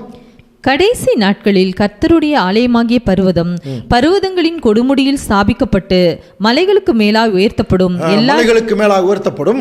எல்லா ஜாதிகளும் அதற்கு ஓடி வருவார்கள். எல்லா ஜாதிகளும் அதற்கு ஓடி வருவாங்க. கடைசி நாட்கள்ங்கிறது ராஜ்யத்தினுடைய ஆரம்பம். எல்லா ஜனங்களும் தேவனுடைய ராஜ்யத்துக்குள்ளே என்ன பண்ணுவாங்களா? திரளான ஜனங்கள் புறப்பட்டு வாசிக்கலாம். திரளான ஜனங்கள் புறப்பட்டு நாம் கர்த்தரின் பர்வதத்துக்கும் யாக்கோபின் தேவனுடைய ஆலயத்துக்கும் போவோம் வாருங்கள், அவர் தமது வழியை நமக்கு போதிப்பார். என்ன சொல்லுவாங்களா? எல்லாம் நம்ம அவருடைய ஆலயத்துக்கு போலாம், அவர் தம்முடைய வழிகளை நமக்கு போதிப்பார், நாம் அவர் பாதைகளில் நடப்போம் என்பார்கள். அடுத்த வசனம் வாசிக்கலாம். ஏனெனில் சீயோனில் இருந்து வேதமும், இதை கொஞ்சம் கவனிங்க, சீயோனிலிருந்து வேதமும், எருசலேமிலிருந்து கர்த்தரின் வசனமும். பார்த்தீங்களா? எருசலேமிலிருந்து கர்த்தருடைய வசனமும் வெளிப்படும். இந்த பர்ஃபெக்ட் கவர்மெண்ட்டில் என்ன தெரியுமா வரப்போகுது? சீயோனிலிருந்து வேதம், எருசலேமிலிருந்து வசனம். அப்படி வெளிப்படும் போது ஜனங்க அந்த வசனத்தை கேட்டு என்னவா மாறிடுவாங்களா? திரளான ஜனங்களை கடிந்து கொள்ளும் போது அப்பொழுது அவர்கள் தங்கள் பட்டயங்களை மண்வெட்டிகளாகவும் ஈட்டிகளை அரிவாள்களாகவும் அடிப்பார்கள். ஜாதிக்கு ஜாதி விரோதமாய் பட்டயம் எடுப்பதில்லை, இனி அவர்கள் யுத்தத்தை கற்பதே இல்லை. அப்போது இந்த வசனம் அவங்களுக்கு என்ன சொல்லிக் கொடுக்கும்னா, யுத்தமில்லாத ஒரு ராஜ்யம் இந்த பூமியில் வரணும். அதனால் நீங்கள் இனிமேல் எந்த பாருங்கள், அப்போது அந்த பட்டயங்கள்ங்கிறது அழிக்கக்கூடிய ஆயுதம், அதை மண்வெட்டிகளாக ஆக்கக்கூடிய ஆயுதம். அப்போ ஈட்டிகள்ங்கிறது அழிக்கக்கூடிய ஆயுதம், அறிவாள்கள்ங்கிறது சில பொருட்கள் செய்யக்கூடிய ஆயுதம். அப்போ என்ன செய்ய போகிறாங்க? அழிக்கக்கூடிய ஆயுதங்களை எல்லாம் ஆக்கக்கூடிய ஆயுதங்களாக மாற்றுவார்கள். அதுக்கு புத்தி மாறணும். முதல்ல அந்த புத்தி மாறுறதுக்கு தான் சீயோனிலிருந்து வேதமும், எருசலேமிலிருந்து வேத வசனம். தேவனுடைய சத்தியங்கள் அவங்களுக்கு உண்மையாக போதிக்கப்படும் போது அவங்க என்ன செய்வாங்கன்னா, இந்த ஒட்டுமொத்த உலக ஜனங்கள் அவங்களுடைய தவறான புத்தியிலிருந்து அன்பான புத்திக்கு மாறுவாங்க. அப்படின்னு அந்த சீயோன் யார் தெரியுமா? திருச்சபை, திரள் கூட்டம். இங்கிருந்து தேவனுடைய வசனம் வேதம் வருமா? அடுத்தது எருசலேம்ங்கிறது முற்பிதாக்கள், இஸ்ரேல் ஜனங்கள். இவங்க 2 பேர்த்துக்கிட்ட இருந்து வசனம் மழையாக பொழியுமா உலக ஜனங்கள் மேலே, மழை மாதிரி. அப்போது அந்த உலக ஜனங்கள் உயிர் தெழுந்து வந்து ஒரு பெரிய விருந்து சாப்பிடுவாங்க, ஆசீர்வாத விருந்து. இதைத்தான் வசனம் படிக்கலாம். ஏசாயா 25:6. சேனைகளின் கர்த்தர் இந்த மலையிலே சகல ஜனங்களுக்கும் ஒரு விருந்தை ஆயத்தப்படுத்துவார். அது கொழுமையான பதார்த்தங்களும் பழமையான திராட்சரசமும் ஊனும் நினமும் உள்ள பதார்த்தங்களும் தெளிந்த பழமையான திராட்சரசமும் நிறைந்த விருந்தா இருக்கும். பாருங்க, அது இதெல்லாம் எதுக்கு அந்த வசனம் சொல்லப்பட்டிருக்குன்னா, பழமையான திராட்சரசம்ங்கிறது என்ன தெரியுமா? பழைய ஆசீர்வாதங்கள் ஆதாமுக்கு கொடுத்தார் பாருங்க. அத்தனை ஆசீர்வாதங்களையும் அவருடைய சந்ததிக்கு. இன்னும் வேறு மாதிரி சொல்லணும்னா, முதலாம் உலகத்தில் ஆதாமும் ஏவாளும் இழந்த ஆசீர்வாதத்தை 3ஆம் உலகத்தில் அவருடைய சந்ததிக்கே தேவன் கொடுக்க போகிறார். இதுதாங்க தேவனுடைய தெய்வீக திட்டம், the divine plan of the ages. தேவனுடைய தெய்வீக திட்டம். இதுக்குள்ளே என்ன நடந்திருக்கு தெரியுமா? சிம்பிளாக சொன்னால் மனுஷன் திருந்திடுவான், அவ்வளோதான். தேவனுக்கு அதுதான் வேணும், மனுஷன் திருந்தணும். ஆனால் உடனடியாக திருந்த மாட்டான். அவன் திருந்துற ஜென்மமே அல்ல. அவனுக்கு நிறைய ப்ராக்டிஸ் கொடுக்கணும், நிறைய முன்னுதாரணம் கொடுக்கணும், நிறைய அனுபவம் கொடுக்கணும். அதுதாங்க இந்த 6000 வருஷம். அதுதான் இந்த 6000 வருஷம். நல்லா புரிஞ்சுக்கலாம். அதனால் இது எல்லாம் கேட்கும்போது அவன் திருந்திடுவான். திருந்தும்போது கீழ்ப்படிவான். கீழ்ப்படியும் போது பாவம், கீழ்ப்படியாமை நிமித்தம் வந்த சாபம், மரணம் இந்த பூமியிலிருந்து எடுக்கப்படும். அதனால தான் பாருங்கள், ஏசாயா 25:7, சகல ஜனங்கள் மேலுள்ள முக்காட்டையும் சகல ஜாதிகளை மூடியிருக்கிற மூடலையும் இந்த மலையிலே அவருடைய ராஜ்யத்தில் அகற்றி போடும்போது அவர் மரணத்தை ஜெயமாக விழுங்குவார். கர்த்தராகிய தேவன் எல்லாருடைய முகங்களிலிருந்து கண்ணீரை துடைத்து தமது ஜனத்தின் நிந்தையை பூமியில் இராதபடி, அந்த வார்த்தை அண்டர்லைன் பண்ணுங்க, முற்றிலும் நீக்கிடுவார். எந்த நிந்தையும் இந்த பூமியில் இருக்காது. அப்படின்னா எல்லா ஜனங்களுடைய கண்ணீரை துடைக்கும் போது உலக ஜனங்கள் என்ன சொல்லுவாங்க? வாசிக்கலாம் பாருங்க. ஏசாயா 25:9 வாசிக்கலாம். ஏசாயா 25:9. அக்காலத்திலே இதோ இவரே நம்முடைய தேவன், இவருக்காக காத்திருந்தோம், இவர் நம்மை ரட்சிப்பார், இவரே கர்த்தர், இவருக்காக காத்திருந்தோம், இவருடைய ரட்சிப்பினால் களி கூர்ந்து மகிழுவோம் என்று சொல்ல எல்லா உலக ஜனங்களும் சொல்லுவாங்களாம். மரணத்தை ஜெயமாக விழுங்கி எல்லாருடைய கண்ணீரையும் தேவன் துடைக்கும் போது, இப்படிப்பட்ட ஒரு கடவுளுக்காக தான் அங்கே காத்திருந்தோம், என்ன அருமையான அன்பான கடவுள் அப்படின்னு சொல்லி தேவனை புகழ்ந்துட்டே இருப்பாங்க. அப்போ கிறிஸ்துவுடைய முக்கியமான வேலை என்னென்னா, நம்ம படிக்கிற 1 கொரிந்தியர் 15:25 எல்லா சத்துருக்களையும் தமது பாதப்படியாக்கி கீழாக்கி போடும் வரைக்கும் அவர் ஆளுகை செய்யணும். பரிகரிக்கப்படும் கடைசி சத்துரு மரணம். அப்போ மரணத்தை பரிகரிக்கிற வரைக்கும் ஆண்டவர் 1000 ஆண்டு அரசாட்சியை கம்ப்ளீட் பண்ணி மரணத்தையும் பரிகரித்து, இப்போ பாருங்க என்ன நடக்க போகுது. 1 கொரிந்தியர் 15:24 வாசிக்கலாம். அதன் பின்பு முடிவு உண்டாகும். அப்பொழுது அவர் சகல துரைத்தனத்தையும் சகல அதிகாரத்தையும் வல்லமையும் பரிகரித்து தேவனும் பிதாவுமாய் இருக்கிறவருக்கு ராஜ்யத்தை ஒப்பு கொடுப்பார். இதுதாங்க ஃபைனல். இது நல்லா புரிஞ்சுக்கலாம். அப்போ கிறிஸ்துவுடைய முக்கியமான வேலை சுருக்கமாக என்ன தெரியுங்களா? இந்த உலக ஜனங்களை எல்லாம் பரிசுத்தப்படுத்தி அவங்க பர்ஃபெக்ட் ஆனதுக்கப்புறம் தேவன் கையில் கொடுக்கறது. ஏன்னா தேவன்கிட்ட பர்ஃபெக்ட் இல்லாமல் போகவே முடியாது, பரிபூர்ணம் இல்லாமல் போக முடியாது. தெய்வ பக்தி உள்ள சந்ததியாக மாற்றி, அதான் ஆதாம் முதல் படைச்சார், ஒருவனை அல்லவா படைத்தார். எதுக்கு? தெய்வ பக்தி உள்ள சந்ததி. 1ஆம் உலகத்தில் வரல, 2ஆம் உலகத்தில் அதுக்குரிய ஆயத்தங்கள், அதுக்கு நிறையா சந்ததிகளை உருவாக்குறார் இல்லையா? வானத்து நட்சத்திரம், கடற்கரை மணல், ஒன்று எப்படி இருக்க வேணுங்கிறதுக்கு அடையாளம், இன்னொன்று எப்படி இருக்கக்கூடாதுங்கிறதுக்கு அடையாளம், எல்லா அடையாளங்களை எல்லாத்தையும் கொண்டு விட்டார். கடைசியில் ராஜ்யத்துக்குள்ள உலக ஜனங்கள் உயிர் தெழுப்பி உதாரணங்கள் கொடுக்குறார் பாருங்க. ஆண்டவர் இயேசு கிறிஸ்து மிகப்பெரிய உதாரணமாக இருப்பார் கீழ்ப்படிதலுக்கு. திருச்சபை, திரள் கூட்டம், முற்பிதாக்கள், இஸ்ரேல் ஜனங்கள் எல்லாருடைய லைஃப்பையும் உலக ஜனங்கள் முன்னாடி வைப்பார். எல்லா எக்ஸ்பீரியன்ஸும் உலக ஜனங்கள் பார்த்துருவாங்க. இப்போ பர்சனலாக அவங்களுக்கு எக்ஸ்பீரியன்ஸ் கொடுக்குறார். எப்படி தெரியுமா? எல்லா பாடங்களையும் முன்னாடி வச்சுட்டு இழந்து போன ஆசீர்வாதங்களெல்லாம் திருப்பி கொடுத்து, இப்போ கீழ்ப்படியா தம்பி அப்படின்னு கேட்பார். அப்போ எல்லா உலக ஜனங்களும் மேக்சிமம் எல்லாருமே இப்படிப்பட்ட கடவுளுக்காகத்தாங்க நாங்கள் காத்துட்ருந்தோம். இவ்வளோ அருமையான கடவுள், அவரோட ஒன்றி போயிடலான்னு போயிடுவாங்களாம். அதுதான் கண்ணுக்கு தெரிகிற ராஜ்யம். அதனுடைய முடிவு 1000 ஆண்டு அரசாட்சி முடியும் போது ஒட்டுமொத்த உலக ஜனங்களையும் பர்ஃபெக்ட் பண்ணி தேவன் கையில் ஆண்டவர் இயேசு கிறிஸ்து கொடுத்து அப்பவும் அவருக்கு கீழ்ப்பட்டு இருப்பார். என்ன அழகான வசனப்பார். இதுதாங்க தேவனுடைய திட்டம். இப்போ இந்த தேவனுடைய திட்டத்தை தொடக்கத்திலேயே தேவன் முதல் அதிகாரத்திலேயே அவர் பேசிட்டார். ஆனால் இன்னைக்கு வரைக்கும் நிறைய பேருக்கு அது புரியலையா? என்ன அப்படின்னு பார்த்தீங்கன்னா, ஏன் இவ்வளோ பெரிய 7000 வருஷத்து பாருங்கள், இந்த 7000 வருஷமாக இது நடந்துட்டுருக்கு இந்த திட்டம். இதில் தேவன் முதல் சொன்னது என்ன தெரியுமா? ஆதியாகமம் 1ஆம் அதிகாரத்தில் கொஞ்சம் கவனிங்க. மலைகள் உண்டாக கடவுது, புல் பூண்டு உண்டாக கடவுது, எல்லாம் உண்டாக கடவுதுன்னு சொல்லிகிட்டே இருந்தார். சொல்லும்போது எல்லாமே உண்டாச்சு. ஆனால் மனுஷனை உண்டாக்குற போது மட்டும் ஒரு வார்த்தை சொல்கிறார். இப்போ வாசிக்கலாம். ஆதியாகமம் 1:26 வாசிங்க. பின்பு தேவன் நமது சாயலாகவும் நமது ரூபத்தின்படியையும் மனுஷனை உண்டாக்குவோமாக.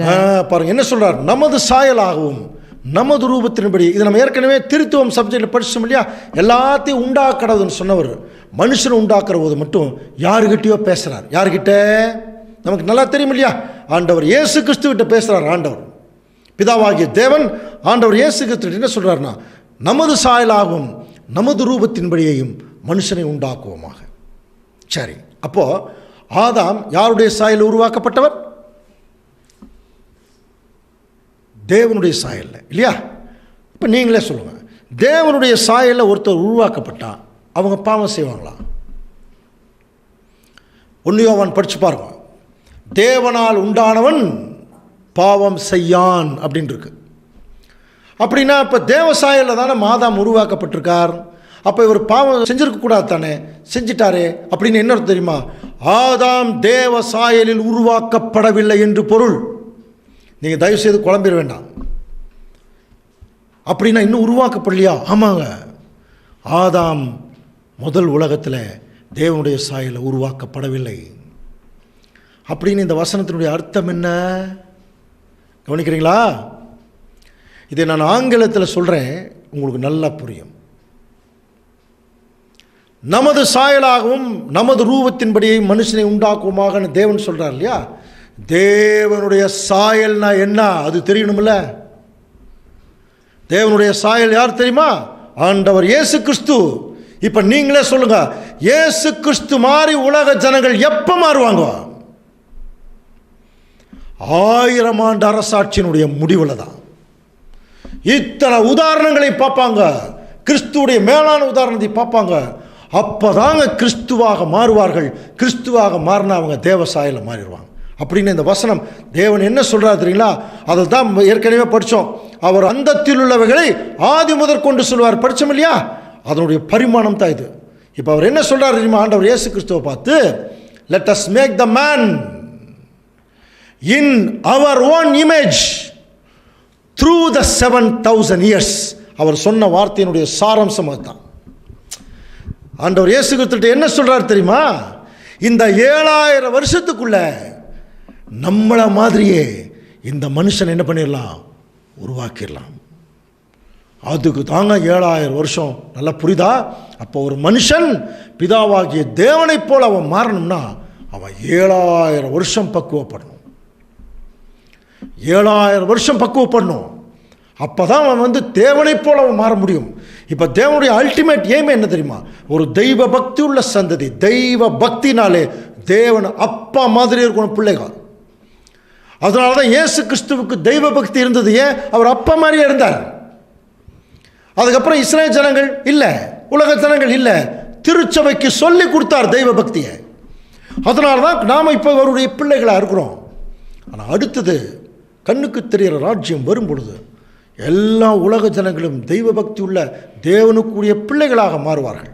இன்னும் சொல்லப்போனால் தேவனை போல மாறுவார்கள். இதை தாங்க இலியட், ஒடிசிங்கிற பெரிய பெரிய காவியங்கள் எழுதியிருக்கிறாங்க. இந்த பைபிள் வசனத்தில் இருக்கக்கூடிய சாராம்சத்தை ஜீவாத்மா பரமாத்மாவோட ஒன்று சேர்றது நல்லா பேசுவாங்க. முக்தி அடையிறது இதெல்லாம் என்ன தெரியுமா? கடைசியாக உலக ஜனங்களே தேவன் போல மாறக்கூடிய ஒரு வாழ்க்கை. அது பைபிள் இருக்குது.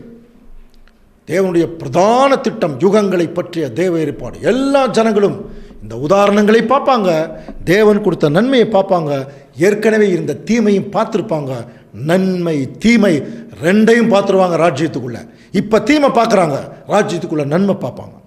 நன்மையும் தீமையும் பார்த்துருவாங்க. அதுக்கப்புறம் தேவனுடைய முன்னுதாரணங்களை பார்ப்பாங்க. இதை பார்த்தோன்னே எல்லா ஜனங்களும் தேவனுடைய அன்பையும் கிறிஸ்துவுடைய அன்பையும் சபையினுடைய வழிநடத்தல் எல்லாத்தையும் பார்த்துட்டு ராஜாக்கள் மாதிரி உள்ள வந்துடுவாங்களா. கடைசியில் என்ன சொல்கிறார் தெரியுமா? உலக ஜனங்கள் எல்லாருமே ராஜாக்கள் ஆகிடுவாங்க. அப்படி ஒரு சீன் இருக்குதுங்க வெளிப்படுத்தின விசேஷத்தில். அந்த ஒரு சப்ஜெக்ட் நம்ம பின்னாடி பார்க்கலாம். எல்லா ஜனங்களுமே ராஜாக்கள் ஆகிடுவாங்க. இப்போ சொல்கிறாங்க படி எல்லோரும் இந்நாட்டு மன்னர்கள். அது ஒரிஜினலாக 1000 ஆண்டு அரசாட்சி முடியும் போது உலக ஜனங்கள் அந்த நிலைமைக்குள்ளே தான் போகிறாங்க. இது எவ்வளோ பெரிய மகா பெரிய உன்னதமான ராஜ்யம். அந்த ராஜ்யத்தின் சுவிசேஷத்தை தாங்க போய் உலகம் எங்கு சொல்லுங்கன்னு சொன்னால் அதை தவிர எல்லாத்தையும் பேசிகிட்டு இருக்கிறோம். இதுதான் தேவனுடைய திட்டம். அப்படின்னா இது பைபிள் வசனத்தின்படி போட்ட ஒரு திட்டம். இது நம்ம பாரு, இது விளக்கி சொல்கிறக்கே ஒரு 2 மணி நேரம் ஆகுது. இது இந்த படத்தை போடுறவங்க எவ்வளோ கஷ்டப்பட்டு போட்டிருப்பாங்க இல்லையா. ஒரு மூத்த சகோதரர் தேவனுடைய திட்டத்தினுடைய பிரம்மாண்டங்களை எல்லாம் ஒருங்கிணைத்து இப்படி ஒரு அருமையான ஒரு சார்ட் போட்டார். அப்படி போட்டதுனால தான் இன்றைக்கி ரொம்ப ஈஸியாக நம்ம பார்த்துட்ருக்குறோம். யார் அந்த மூத்த சகோதரன் என்பதை குறித்தும் இன்னும் அதிகமான தேவனுடைய திட்டங்களை குறித்தும் வரக்கூடிய வகுப்பில் தொடர்ந்து சிந்திக்கலாம். தேவன் தாமே இந்த வசனங்களை நமக்கு ஆசீர்வாதமாக